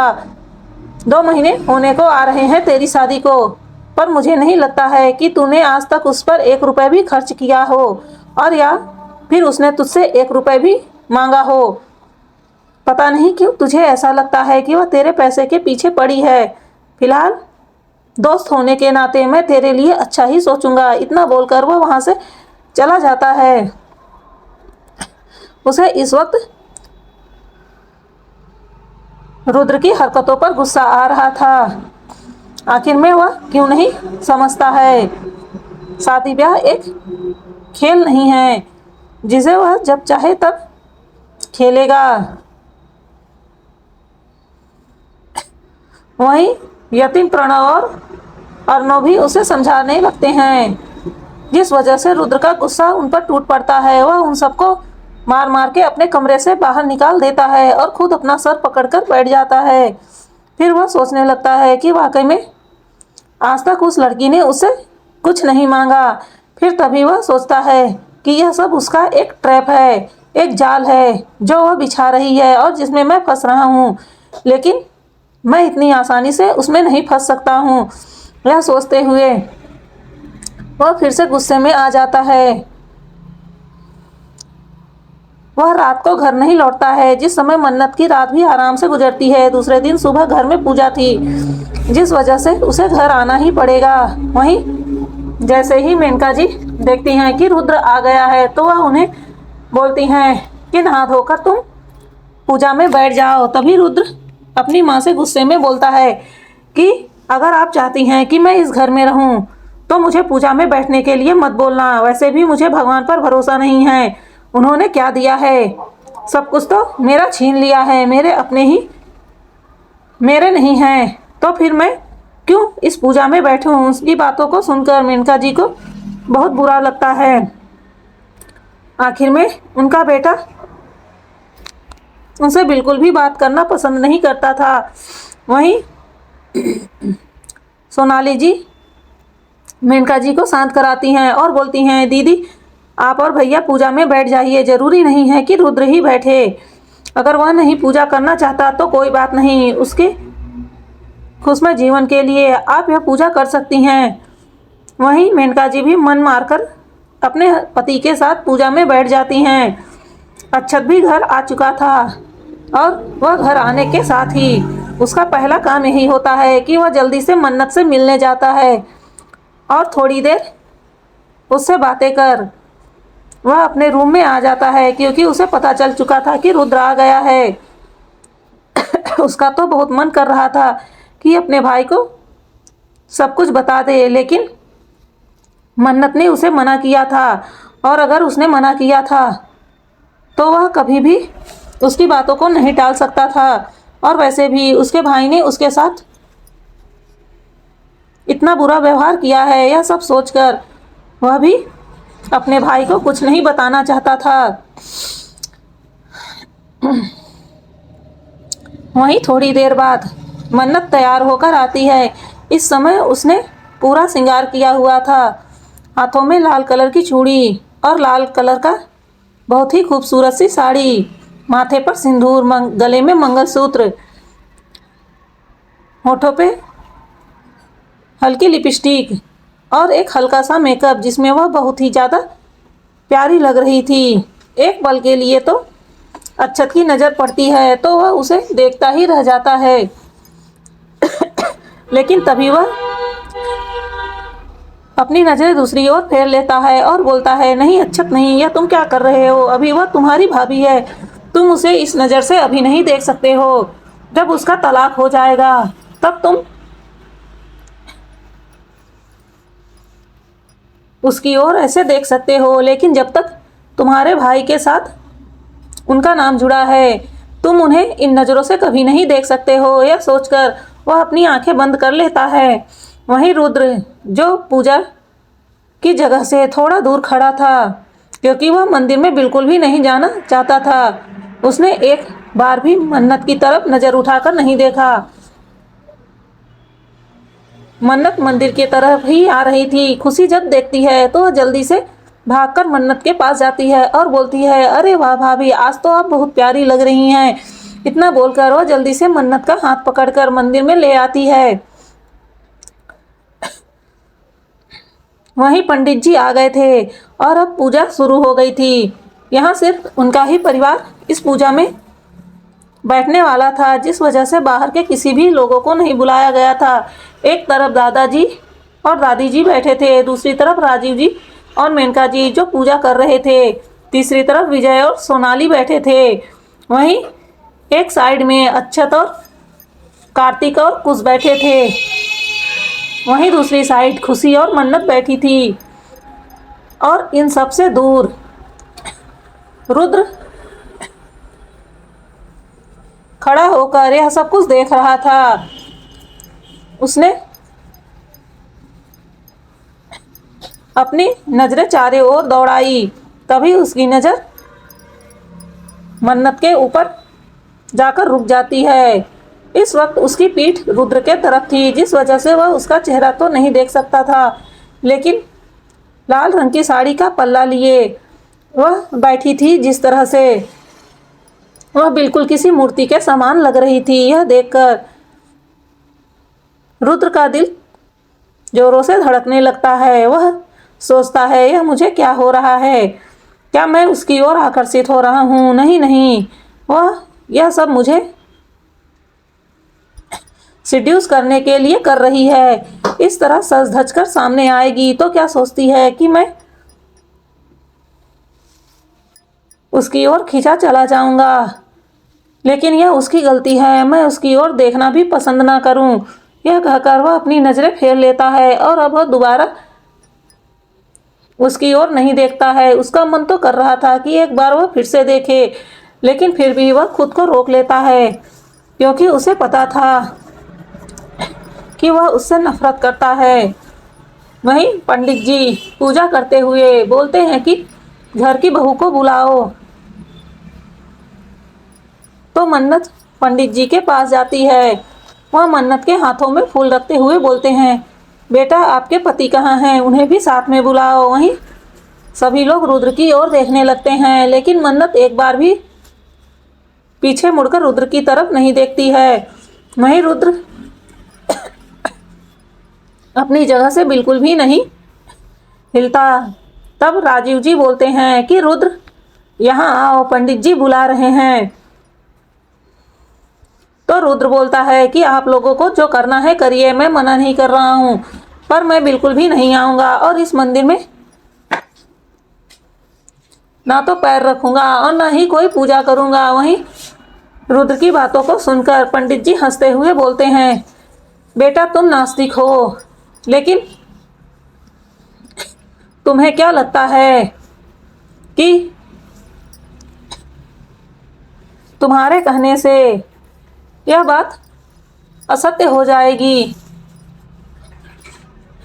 कि इस दुनिया में भगवान नहीं है और ना ही वह किसी की सुनते हैं। देख लेना, एक दिन ऐसा आएगा जब तुम खुद चलकर इस मंदिर तक आओगे और खुद इनके आगे सर झुकाकर प्रार्थना करोगे और गिड़गिड़ाओगे।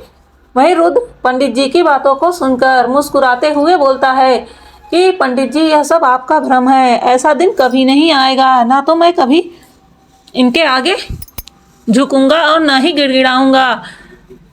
उस दिन के आने से अच्छा है मैं पहले ही मौत को गले लगा लूं। वहीं उसकी बातों को सुनकर पूरा घर आश्चर्य से उसकी ओर देखने लगता है। सबके मुंह खुल जाते हैं, यह कैसी अपशगुन वाली बातें कर रहा है इस पूजा के वक्त। दादाजी गुस्से में चिल्लाते हैं, लेकिन रुद्र को इन सब से कोई फर्क नहीं पड़ता है। मन्नत के होठों पर एक फीकी सी मुस्कान थी। वाकई में यह लड़का बहुत ही ज्यादा अड़ियल है। सच में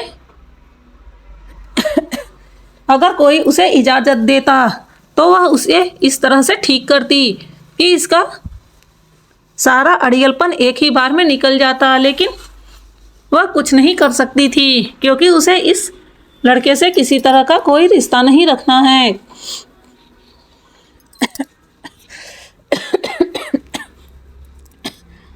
तभी पंडित जी हंसते हुए बोलते हैं कि ध्यान रखना, जिन लफ्जों को तुम आज बोल रहे हो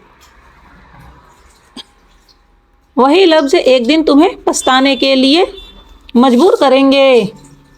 इतना कहकर वह रुद्र के हिस्से का भी फूल मन्नत के दूसरे हाथ पर रख देते हैं और कहते हैं, बेटा तुम तो भगवान पर विश्वास करती हो। वहीं मन्नत उनकी बातों को सुनकर बोलती है कि हाँ पंडित जी। तो वह बोलते हैं कि लो अपने पति के हिस्से की पूजा तुम ही कर लो। इतना कहकर वह पूजा फिर से शुरू कर देते हैं। वहीं मन्नत भी शांति से जहाँ जहाँ पंडित जी उस फूल को चढ़ाने के लिए बोल रहे थे वह चढ़ाते जा रही थी, और जैसा जैसा पंडित जी बोलने को बोल रहे थे वह बोले जा रही थी। थोड़ी देर बाद सभी लोग बारी बारी से भगवान की पूजा करते हैं और पूजा खत्म होने के बाद आरती करने के बाद हवन किया जाता है। अब तक रुद्र वहाँ से जा चुका था और वैसे भी सबको पता था कि रुद्र वहाँ रुकने वाला नहीं है, इसलिए कोई कुछ नहीं बोलता है। थोड़ी देर में पूजा खत्म हो जाती है।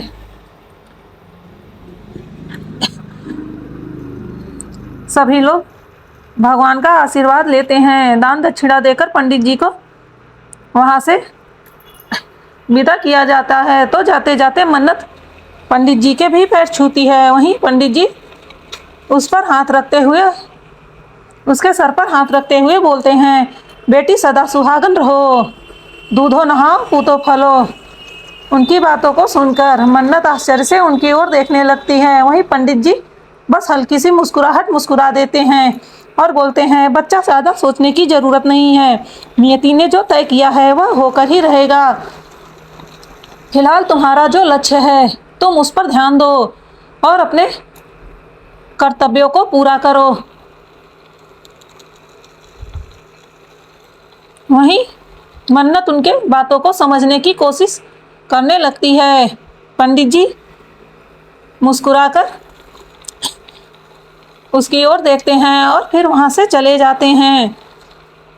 पंडित जी की मुस्कान ऐसी थी मानो वह मन्नत के दिल की बातों को समझ रहे हों। वहीं मन्नत अपना सर झटक कर वहां से चली जाती है। जैसे ही वह अपने कमरे में पहुंचती है तो देखती है कि रुद्र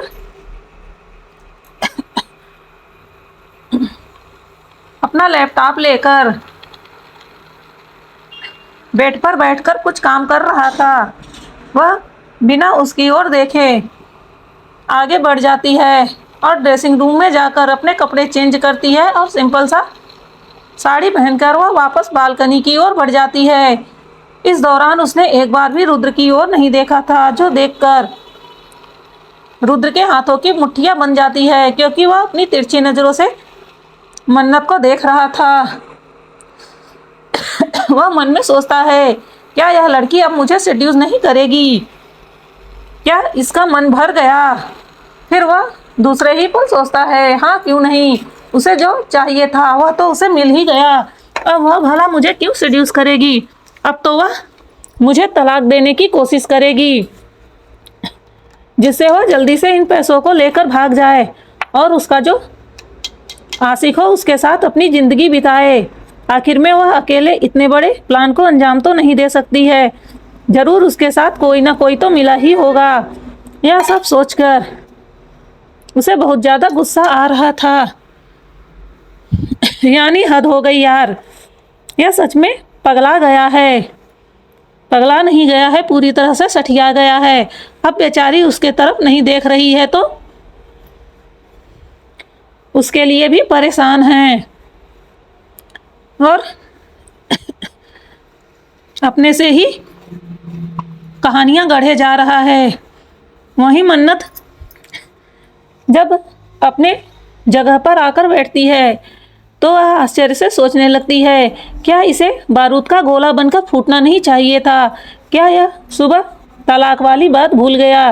क्या यह अब तलाक के लिए बात नहीं करेगा? वह ध्यान से सोचने लगती है। तभी अचानक से उसके होठों पर मुस्कुराहट आ जाती है और वह सारा माजरा समझ जाती है। यानी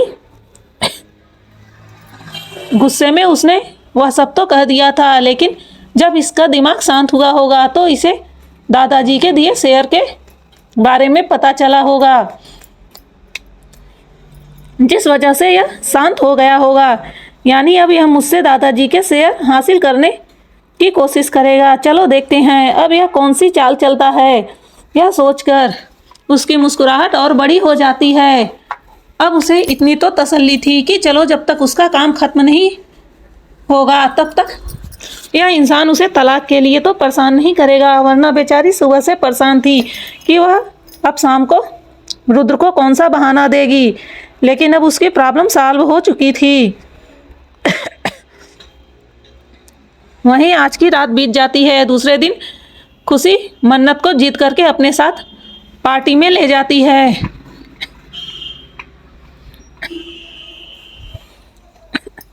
जहां पार्टी में संजना भी आई हुई थी, वह भी खुशी के साथ ही पढ़ती थी, जिस वजह से वह मन्नत को वहां देख लेती है। जैसे ही वह मन्नत को देखती है तो तुरंत ही अपने भाई को जल्दी से बताती है। उसका भाई भी उसी कॉलेज में पढ़ता था, इस वजह से वह तुरंत ही उसके पास पहुंच जाता है और वह लोग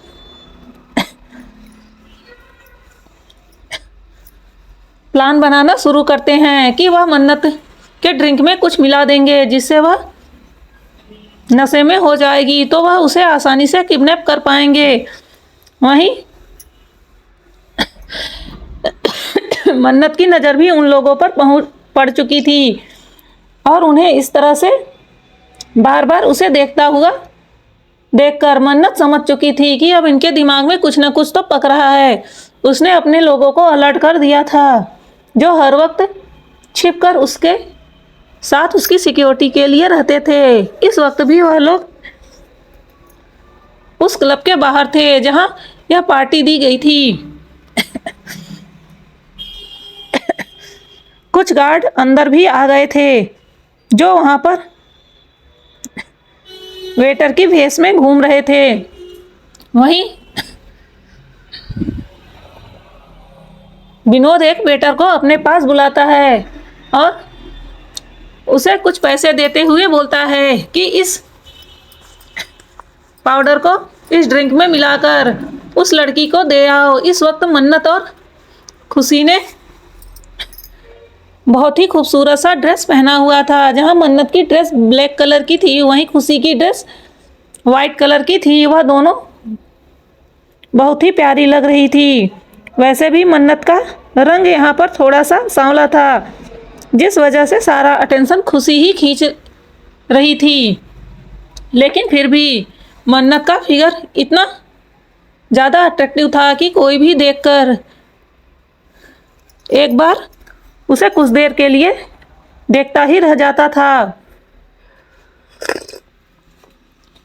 खुशी अपनी सभी दोस्तों से मन्नत को मिला रही थी। वहीं उनकी दोस्त भी जानना चाहती थी कि आखिर में यह लड़की कौन है। तो खुशी अपने दूर की रिलेशन की बताती है, क्योंकि उसे इजाज़त नहीं थी कि वह किसी से भी मन्नत के बारे में बाहर बात करे। वहीं मन्नत को भी इस बात से कोई ऐतराज़ नहीं था। तो बोलती है कि यह मेरी दूर की कजिन है, जिस वजह से सभी लोग उसे खुशी की बड़ी बहन समझने लगते हैं और उससे उसी तरह से बातें करने लगते हैं।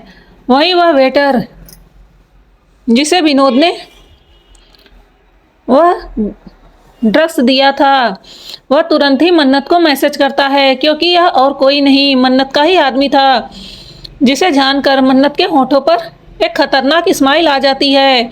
फिर वह वेटर एक सॉफ्ट ड्रिंक बनाकर मन्नत को ले जाकर दे देता है और विनोद की तरफ इशारा कर देता है। वहीं उसका इशारा पाते ही विनोद अपनी टीम के साथ तैयार हो जाता है। तभी वहाँ संजना मन्नत के पास जाती है और बोलती है कि अरे वाह खुशी, तुम अपनी भाभी को भी अपने साथ लाई हो। वहीं उसकी बात को सुनकर खुशी उस पर गुस्सा करने लगती है और बोलती है, इस तरह तुम बाहर किसी को नहीं बता सकती हो कि यह मेरी भाभी है। खबरदार जो तुमने दोबारा ऐसी हरकत की, वरना मैं दादाजी को सब कुछ बता दूंगी। इस समय खुशी बहुत ज़्यादा गुस्से में थी, जिसे देखकर एक पल के लिए तो संजना डर जाती है, फिर वह भी गुस्से में आ जाती है। लेकिन तभी विनोद उसे कुछ इशारा करता है। उसका इशारा समझकर संजना अपने आप को शांत करती है, क्योंकि वह अपना प्लान खराब नहीं होने दे सकती थी। वह बोलती है कि ठीक है खुशी, तुम इतना गुस्सा क्यों करती हो, भूल से मेरे मुंह से निकल गया था। मैं यह बात भूल गई थी कि दादाजी ने मना किया है किसी को तुम्हारी आइडेंटिटी बताने के लिए। और वैसे भी संजना को इस बात से बहुत खुशी होती थी कि वह सिंघानिया परिवार की असली बेटी होने के बावजूद अपनी आइडेंटिटी किसी के सामने रिवील नहीं कर सकती थी। वहीं संजना खूब अच्छे से शो ऑफ करती थी, तो भला वह क्यों ही चाहेगी कि खुशी सबके सामने आए और सबके अट्रैक्शन का कारण बने। वैसे भी खुशी संजना से देखने में बहुत ही ज़्यादा खूबसूरत थी। वैसे भी लोग उसे प्यारी और मासूम समझकर उसके बहुत सारे दोस्त थे, जो हमेशा उसके लिए बोलते थे और संजना को हमेशा उसे पीछे ही रहना पड़ता था। संजना मन्नत की ओर देखते हुए बोलती है, अरे भाभी जी, आप भी यहाँ आई हैं, चलो अच्छी बात है। खुशी ने आपको यहाँ ले आया। इस तरह की पार्टियाँ आपने कभी नहीं देखी होंगी। वैसे भी गांव में ऐसी पार्टियाँ कहाँ होती हैं। मन्नत उसकी बातों को ध्यान से सुन रही थी, पर वह कुछ नहीं बोल रही थी। उसका सारा ध्यान तो इस समय विनोद और संदीप पर था कि वह लोग इस समय क्या कर रहे हैं, जो बार बार अपनी नज़रें इधर उधर कर वह देख ही लेती थी, जिस वजह से वह संजना की बातों पर बिल्कुल ही ध्यान नहीं दे रही थी। वहीं संजना उसे बेइज्जत करने का कोई मौका नहीं छोड़ रही थी। खुशी उसकी बातों से इरिटेट हो जाती है, तो वह बोलती है कि तुम्हें यहाँ किसी ने बुलाया क्या? तुम क्यों इस तरह से कुत्ते की तरह सूंघते सूंघते हर जगह पहुँच जाती हो, जब मैंने तुम्हें बार बार मना किया है कि तुम मेरे पास मत आया करो, फिर भी तुम मुंह उठाकर चली आती हो। तुम्हारे पास शर्म नाम की कोई चीज़ है कि नहीं है। वहीं खुशी की ऐसी बातों को सुनकर संजना को उस पर बहुत ज़्यादा गुस्सा आता है। वह मन में सोचती है, बोल लो जितना बोलना है, कुछ ही देर में न तुम्हारी बोलती बंद कर दी तो मेरा नाम भी संजना नहीं है बोलकर वह वहाँ से बहुत ही गुस्से में चली जाती है। वहीं अब बारी थी मन्नत के एक्टिंग करने की। मन्नत खुशी को देखते हुए बोलती है कि खुशी, मैं थोड़ा वॉशरूम से आती हूँ। तो खुशी बोलती है कि भाभी मैं भी आपके साथ चलूँ क्या। तो मन्नत बोलती है कि नहीं नहीं, इसकी ज़रूरत नहीं है, तुम यहाँ एंजॉय करो, मैं होकर आती हूँ। इतना बोलकर वह दूसरी तरफ जाने लगती है और जैसे ही वह खुशी से थोड़ा दूर होती है तो लड़खड़ाने का बहाना करने लगती है, जिससे संदीप और विनोद जो उस पर नज़रें गड़ाए हुए थे वह समझे कि वह नशे में आ गई है। वह लोग अभी भी लगातार मन्नत को ही देख रहे थे। जब वह लोग देखते हैं कि उसके कदम लड़खड़ा रहे हैं तो वह समझ जाते हैं कि उनकी दवा ने असर करना शुरू कर दिया है। वह लोग भी जल्दी से वहाँ से निकल जाते हैं। वहीं संजना, जिसे संदीप ने अच्छे से सिखा दिया था कि वह कुछ भी करके खुशी का ध्यान अपनी ओर खींचे, जिससे खुशी उस ओर ध्यान न दे पाए।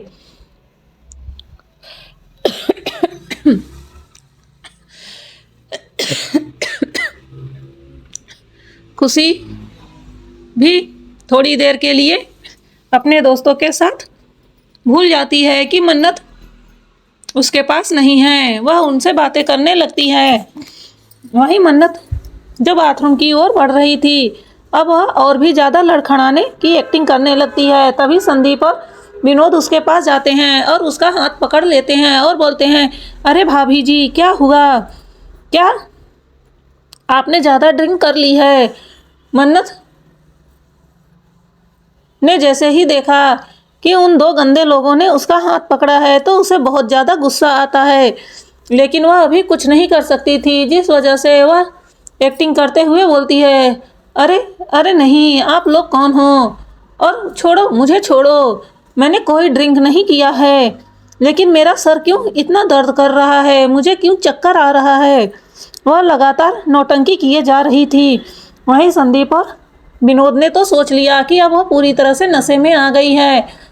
तभी विनोद बोलता है, क्यों यार, क्यों ना चले हम लोग एक बार इसका मज़ा ले लें, उसके बाद इसे अपने अड्डे पर ले चलते हैं। तब संदीप उसे गुस्से में बोलता है, नहीं ऐसा भूल कर भी मत करना, वरना दादाजी हमारी चमड़ी उधेड़ देंगे। तुम्हें पता है दादाजी ने सख्त हिदायत दी है कि उसे सीधा पकड़कर वहाँ लेकर आओ, वरना अगर थोड़ी सी भी गड़बड़ी हुई और रुद्र को पता चला तो वह हमें जिंदा नहीं छोड़ेगा।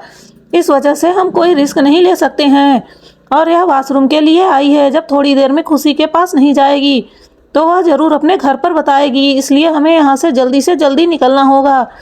वहीं उसकी बातों को समझते हुए विनोद भी अब सतर्क हो जाता है। वह लोग जल्दी से मन्नत को अपने साथ पीछे के साइड से बाहर लेकर आते हैं जहां उनकी गाड़ी खड़ी थी। फिर वह लोग उसे मन्नत को उस गाड़ी में बैठाकर खुद भी बैठ जाते हैं। इस समय विनोद ड्राइव कर रहा था और संदीप पीछे मन्नत को पकड़कर बैठा था, जो नशे में होने की एक्टिंग कर रही थी। थोड़ी देर बाद वह बेहोश होने की एक्टिंग करती है और बेहोश हो जाती है। वहीं उसके बेहोश होते ही अब जाकर संदीप को थोड़ी राहत मिली थी, क्योंकि अब तक में मन्नत ने उसे बहुत मार लिया था, जिस वजह से वह इतना ज़्यादा परेशान हो गया था कि उसे मन्नत पर बहुत ज़्यादा गुस्सा आ रहा था। लेकिन दादाजी की वजह से वह खुद को रोके रखा था, वरना आज वह इस लड़की को छोड़ने वाला नहीं था। वही मन्नत, जो अब पूरी तरह से एक्टिंग में डूब चुकी थी, वह उनकी बातें सुनने लगती है। जो विनोद संदीप से बोल रहा था, अरे यार आखिर में दादाजी इस फुलझड़ी को क्या करेंगे, मुझे तो इसे देखकर कुछ हो रहा है, मेरा तो मन कर रहा है पहले इसके साथ मज़े कर लें, फिर दादाजी को पास ले चलें, क्यों तू कहे तो हम इसे पहले अड्डे पर ले चलते हैं और अपने अड्डे पर इसके साथ थोड़ा मौज मस्ती करेंगे। वहीं उसकी बातों को सुनकर संदीप, जो डरपोक किस्म का था, वह उसे मना करते हुए कहता है, अरे नहीं नहीं, तुम्हारे कहने पे मैं ऐसा नहीं कर सकता हूँ। अगर मैंने ऐसा किया तो दादाजी मुझे नहीं छोड़ेंगे। और तुम्हें क्या लगता है मॉम डैड को पता चलेगा तो मॉम डैड हमें छोड़ेंगे क्या? वह इतने सालों से प्लान कर रहे हैं रुद्र को नुकसान पहुंचाने का। अब आज जाके उन्हें एक अच्छा जरिया मिला है तो हम उनके प्लान पर पानी नहीं फेर सकते हैं। उसकी बातों को सुनकर अब विनोद भी अपना मन मारकर रह जाता है। नहीं तो उसकी तो लार टपक रही थी कि कब वह मन्नत को अपने नीचे ला सके, लेकिन फिर भी वह खुद को रोक लेता है। थोड़ी ही देर में वह लोग अपने अड्डे पर पहुंच जाते हैं जहां उनके बहुत से गैरकानूनी काम होते थे। वहां बहुत सारे स्मगलरिंग के सामान भी रखे हुए थे जो अभी अभी आया हुआ था, जिसमें इन लोगों ने बहुत ज़्यादा पैसा फंसा रखा था। वहीं मन्नत के पीछे पीछे उसके सारे गार्ड भी वहां तक पहुंच चुके थे। उन लोगों ने चारों ओर से घेर लिया था। इस बात का अंदाजा इन बेवकूफ़ों को दूर दूर तक नहीं था। वहीं फैक्ट्री के अंदर रणधीर, अवधेश और सर्वेश बैठे हुए थे। वह इंतजार कर रहे थे। थोड़ी ही देर में वह लोग मन्नत को घसीटते हुए वहां लेकर आते हैं और उसे वहीं ज़मीन पर पटक देते हैं। वहीं उसे इस तरह से देखकर रणधीर जोर जोर से हंसने लगता है और बोलता है कि हा हा हा, अब आया ना मज़ा। देखो, हमें रुद्र की कमजोरी मिल गई और उस बुढ़े की भी कमजोरी मिल गई। अब मैं उन्हें एक अच्छा सबक सिखाऊंगा। इतना बोलकर वह पागलों की तरह जोर जोर से हंसने लगता है। वहीं उसके साथ अवधेश और सर्वेश भी जोर जोर से हंसने लगते हैं। उन्हें देखकर संदीप और विनोद भी हंस रहे थे। वहीं उन लोगों ने मन्नत की एक फ़ोटो खींचकर रुद्र के पास भेज दिया और कहा कि अगर अपनी बीवी को सही सलामत चाहते हो तो जल्दी से इस पते पर पहुंचो। दूसरी ओर खुशी मन्नत को ढूंढ रही थी क्योंकि काफ़ी देर हो चुका था, पर मन्नत अभी तक नहीं लौटी थी। वह घबरा जाती है और जल्दी से अपने घर पर फ़ोन करके बताती है। थोड़ी ही देर में दादाजी को पता चलता है तो दादाजी घबरा जाते हैं। उन्हें समझ में आ चुका था कि मन्नत किसके पास होगी, लेकिन फिर भी उन्हें मन्नत के लिए चिंता हो रही थी। वहीं जब यह बात अक्षत को पता चलती है तो वह बहुत ज़्यादा टेंशन में आ जाता है। वह तुरंत रुद्र के पास जाता है और उसे सारी बात बताता है।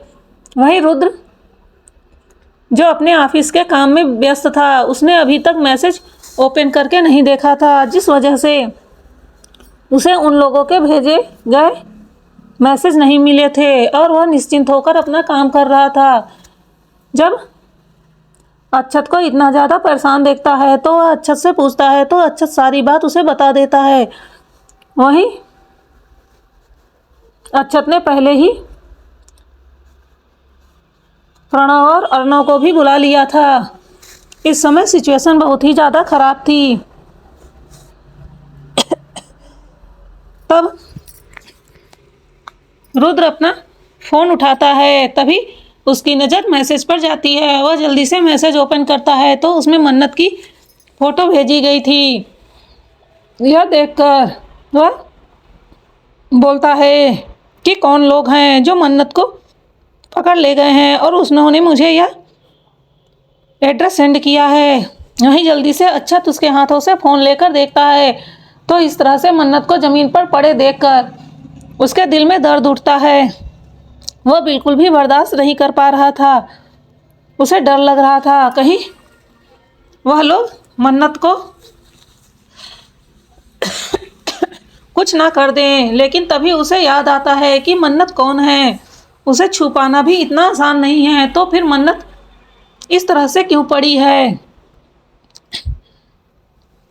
फिर उसे याद आता है कि मन्नत ने उसे बताया था कि वह जल्दी ही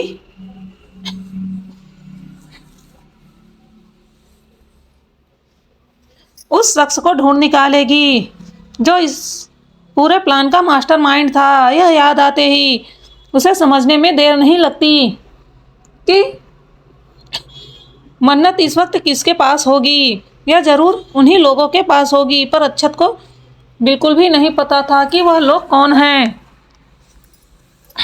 एक बार तो अच्छत रणधीर के बारे में सोचता है, लेकिन दूसरे ही पल वह उस बात को झटक देता है, क्योंकि उसे पता था कि रणधीर उसके दादाजी से बहुत डरता है। वह ऐसी हरकत नहीं करेगा और आज तक उसने कभी रणधीर की कोई हरकत सामने से नहीं देखी थी, जिस वजह से उसे उस पर शक नहीं होता। वह दिमाग पे जोर देने लगता है कि आखिर में यह कौन होगा। तभी रुद्र बोलता है कि इस लड़की को हमेशा ही प्रॉब्लम क्रिएट करने की आदत होती है क्या। आखिर में यह कहाँ गई थी जो इसे वह लोग पकड़ ले गए।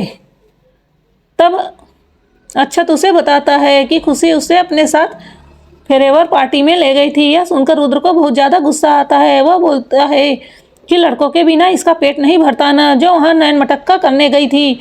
वहीं उसकी बातें सुनकर अच्छत के हाथों की मुट्ठियाँ बन जाती है। अगर इस वक्त उसका भाई उसके सामने न होकर या कोई और बोला होता तो अच्छत उसका मुंह तोड़ दिया होता। वह थोड़ा गुस्से में बोलता है, भाई इस वक्त आपको यह क्या सूझ रही है। खुशी ने उसे ज़बरदस्ती अपने साथ ले गया था, ना कि वह अपने मर्जी से गई थी। इसलिए उन पर दोष देना बंद करिए। वहीं अच्छत को इस तरह से बात करता देखकर रुद्र गुस्से में बोलता है कि क्या हुआ, कहीं तुझे अपने भाभी से प्यार तो नहीं हो गया जो इस तरह से बोल रहा है। वहीं अपने भाई के मुंह से ऐसे शब्द सुनकर अच्छत को बहुत ज़्यादा गुस्सा आता है। उसका मन कर रहा था कि वह इसी वक्त अपने भाई को पंच कर दे, लेकिन वह ऐसा नहीं कर सकता था। वह गुस्से में बोलता है, भाई आपको क्या हो गया है, सच में आप पागल हो गए हैं क्या। यह सिचुएशन क्या है और बातें आप कहाँ की कर रहे हैं। आपको बिल्कुल भी अंदाजा है कि भाभी किसके हाथों में हैं और उन्हें क्या हो सकता है। तभी रुद्र बोलता है कि जो होना हो जाए, मुझे क्या करना है। वैसे भी मैं उसे आज नहीं तो कल अपनी ज़िंदगी से निकाल कर फेंकने ही वाला था, और अगर अब वह खुद ही मेरी ज़िंदगी से जा रही है तो मैं भला क्यों उसके लिए परेशान हूँ। वहीं उसकी बातें अच्छत को बिल्कुल भी पसंद नहीं आती। इस वक्त उसका मन कर रहा था कि वह अपने भाई को पीट दे, लेकिन वह कुछ नहीं कर सकता था क्योंकि वह छोटा था और उसके भाई ने बहुत कुछ उसके लिए किया था। इसलिए वह उसके साथ बदतमीजी नहीं कर सकता था। वहीं अर्णव रुद्र को डांटते हुए बोलता है कि बस कर यार, तुझे इतना भी समझ नहीं आता है कि वह इस वक्त सिंघानिया खानदान की बहू है। अगर उनके साथ कुछ होता है तो तुम्हारी कितनी ज़्यादा बदनामी होगी। तभी प्रणव बोलता है कि अरे बदनामी की तो छोड़, अगर उन्हें कुछ हो गया तो तेरे साथ 40% शेयर का क्या होगा। जैसे ही उसके मुंह से यह निकलता है, रुद्र को याद आता है कि उसके नाम पे अभी 40% शेयर है। यह सोचकर उसे बहुत ज़्यादा गुस्सा आता है। अब न चाहते हुए भी उसे उसकी जान बचानी ही पड़ेगी। यह सोचकर उसे और भी ज़्यादा गुस्सा आता है। वहीं प्रणव ने यह बात जानबूझकर कही थी, क्योंकि उसे अच्छे से पता था कि यह सीधे से तो मानने वाला नहीं है, तो उसे उसी तरीके से समझाना पड़ेगा। रुद्र गुस्से में बोलता है कि चलो चलकर उसको ढूंढते हैं। पता नहीं क्यों मेरे ऊपर बोझ बनकर बैठी है, मेरी ज़िंदगी से चली क्यों नहीं जाती है। वहीं उसे इस तरह बड़बड़ाता हुआ देखकर सभी लोग अपना सर हिलाकर रह जाते हैं, क्योंकि उन्हें अच्छे से पता था कि इस इंसान को समझाने का कोई फायदा नहीं है। इस समय वह रुद्र सिंघानिया न लगकर एक पागल इंसान लग रहा था।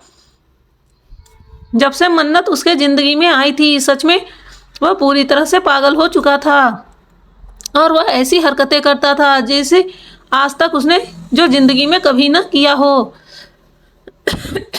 वहीं सभी के सभी मन्नत को ढूंढने के लिए उस दिए गए पते पर निकल जाते हैं। थोड़ी ही देर में वह लोग वहां पहुंचते हैं तो देखते हैं कि वहां कुछ नहीं होता है, बस वहां मन्नत के पैर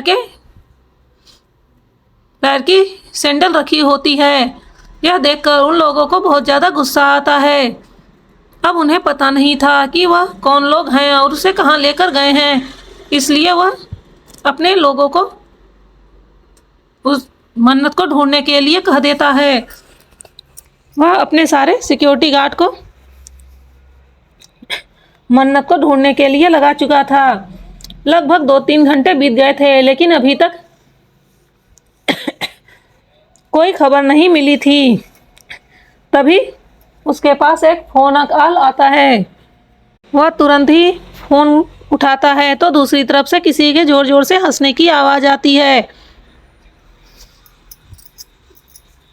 उसे वक्त नहीं लगता है इस आवाज़ को पहचानने में। गुस्से से उसके हाथों की नसें उभरने लगती है, उसकी आंखें आग उगलने लगती है। वह गुस्से में चिल्लाते हुए बोलता है, रणधीर, तूने यह अच्छा नहीं किया। तुझे घर की बहन बेटियों पर हाथ नहीं डालना चाहिए था। तुझे जो भी प्रॉब्लम थी तो मुझसे आमने सामने लड़ता, लेकिन यह घटिया हरकत करके तूने अपनी मौत को बुलावा दिया है। वहीं रणधीर जोर जोर से हंसता है और बोलता है, हा हा हा, वाकई में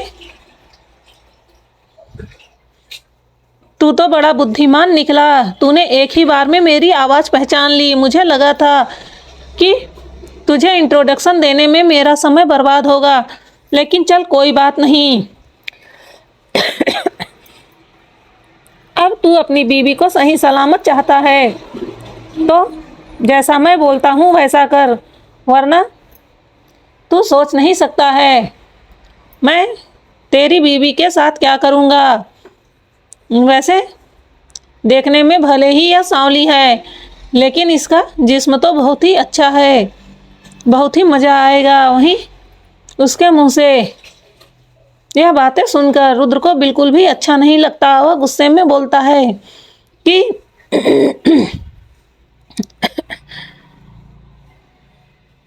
घटिया इंसान, तेरी हिम्मत भी कैसे हुई। वह तेरे पोती की उम्र की है, तेरी जबान नहीं लड़खड़ाती इतने गंदे शब्द उसके लिए बोलने के लिए। अगर तू मेरे सामने आ गया तो मैं तेरी जबान खींच लूँगा। दोबारा यह शब्द बोलने के लिए तेरे हलक में तेरी जबान नहीं रहेगी। यह सब वह इतने ज़्यादा गुस्से में बोल रहा था कि उसके हाथों की नस और उसके माथे की नस पूरी तरह से तन चुकी थी। वहीं उसकी बातों को सुनकर रणधीर फिर से हंसते हुए बोलता है कि दुश्मन की ना तो बहू होती है ना तो बेटी होती है, वह सिर्फ दुश्मन होती है। और यह मेरे लिए कोई बहू बेटी नहीं है, यह सिर्फ मेरी दुश्मन है। इसलिए अब ध्यान से मेरी बात सुन, और हाँ, मेरी बातों को बिल्कुल भी इग्नोर करने की कोशिश मत करना।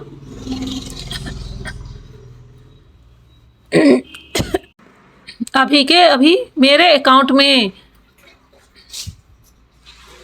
100 करोड़ ट्रांसफ़र कर दे, और हाँ, अपनी दक्षिण वाली फैक्ट्री मुझे दे दे। अगर तूने ऐसा नहीं किया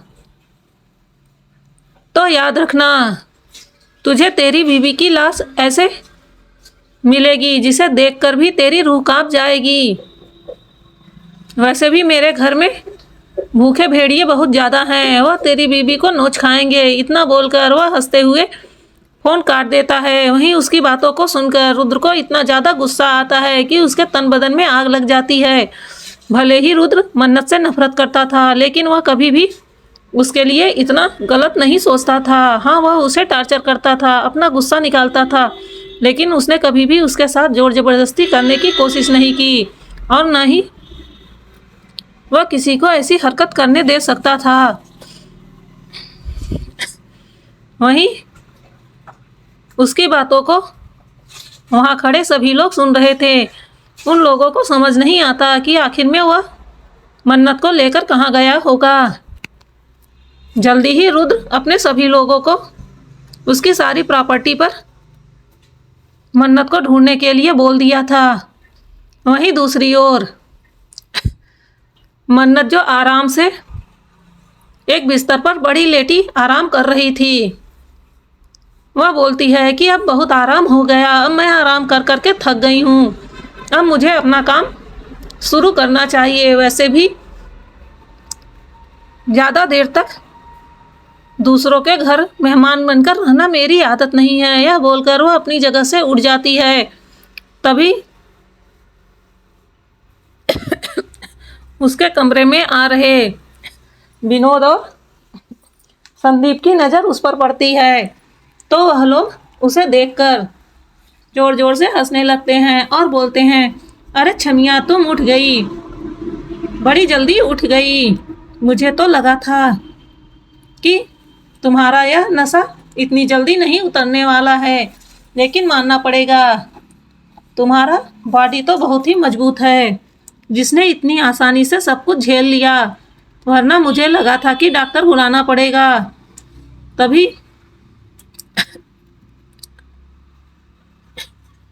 संदीप बोलता है, अरे डॉक्टर बुलाने की क्या ज़रूरत थी, हम थे ना इसके लिए, इतना तो काफ़ी था। वैसे भी हमने इसके पति को इसका संदेश भेज दिया है, और उसके आने से पहले अब हम लोग इसके साथ थोड़े मज़े कर लें। वैसे भी दादाजी अब यहाँ से जा चुके हैं, 1-2 घंटे तक तो वह यहाँ आएंगे नहीं, तब तक हमें इसके साथ कुछ मज़ा तो करना ही बनता है। इतना बोलकर वह लोग गंदी नज़र से उसे ऊपर से नीचे तक देखने लगते हैं। उन लोगों ने यही प्लान बनाया था कि अब उनका काम हो गया है, और दादाजी ने रुद्र को कह दिया है, अब वह बिना प्रॉपर्टी दिए और बिना पैसे ट्रांसफ़र किए यहाँ से मन्नत को नहीं ले जा पाएगा। अब यह सब करने में उसे कुछ वक्त तो लग ही जाएगा, तब तक यह लोग उसके साथ मज़े कर लेंगे। वैसे भी उनका इरादा बस उसके साथ मज़े करने का था, उसे जान से मारने का नहीं था। यह सारा काम तो उसके पापा और उसके दादा करते। वहीं वह लोग अब भी लस भरी नज़रों से मन्नत को ऊपर से नीचे तक देख रहे थे। तभी विनोद आगे बढ़कर बोलता है, भाभी जी, भाभी जी, वैसे आपके देवर आपको कैसे लगते हैं? इतने हैंडसम देवर आपको कहाँ मिलेंगे? और वैसे भी मुझे नहीं लगता है रुद्र आपको सही से सेटिस्फाई करता होगा, तो क्यों ना हम दोनों मिलके आज तुम्हें अच्छे से सेटिस्फाई कर दे। आखिर में चढ़ती जवानी की ज़रूरतें भी तो बहुत ज़्यादा होती हैं, वह उससे पूरी कहाँ होती होगी, वह तो पागलों की तरह ऑफिस में ही बैठा रहता है, तो क्यों ना हमारे साथ थोड़ा मज़ा कर लो। उसकी बातों को सुनकर मन्नत उन्हें एक डेविल मुस्कान देते हुए बोलती है, ओह, तो तुम्हें मेरे साथ मज़ा करना है। वह लोग मन्नत की इतने नॉर्मल व्यवहार को देखकर उन्हें लगता है कि शायद मन्नत उन्हीं के टाइप की लड़की है, और वह रुद्र के पैसों के लिए उसके साथ शादी कर कर आई है, वरना कोई भी लड़की ऐसे कैद में चिल्लाती, छटपटाती और तमाशा करती और यहाँ से भागने की कोशिश करती, पर यह तो बेड पे बहुत ही नॉर्मल तरीके से बैठी थी, ऐसे लग रहा था जैसे यह उसी का घर हो।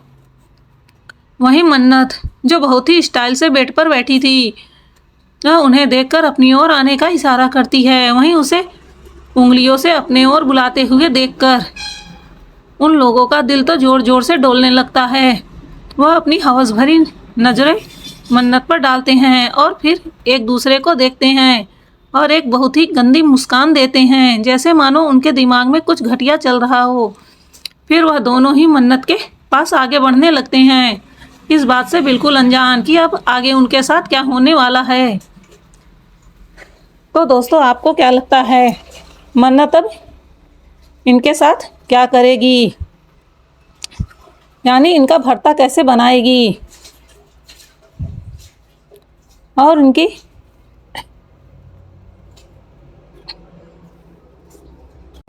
इनकी चढ़ती जवानी का नशा कैसे उतारेगी।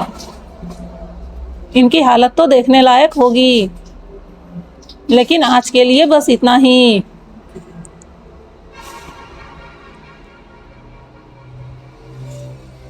मिलते हैं आपसे नेक्स्ट एपिसोड में। और हाँ, जाने से पहले एक ही रिक्वेस्ट है कि आज का एपिसोड आपको कैसा लगा, कमेंट करके ज़रूर बताइएगा। और जाने से पहले लाइक और सब्सक्राइब करना बिल्कुल नहीं भूलिएगा।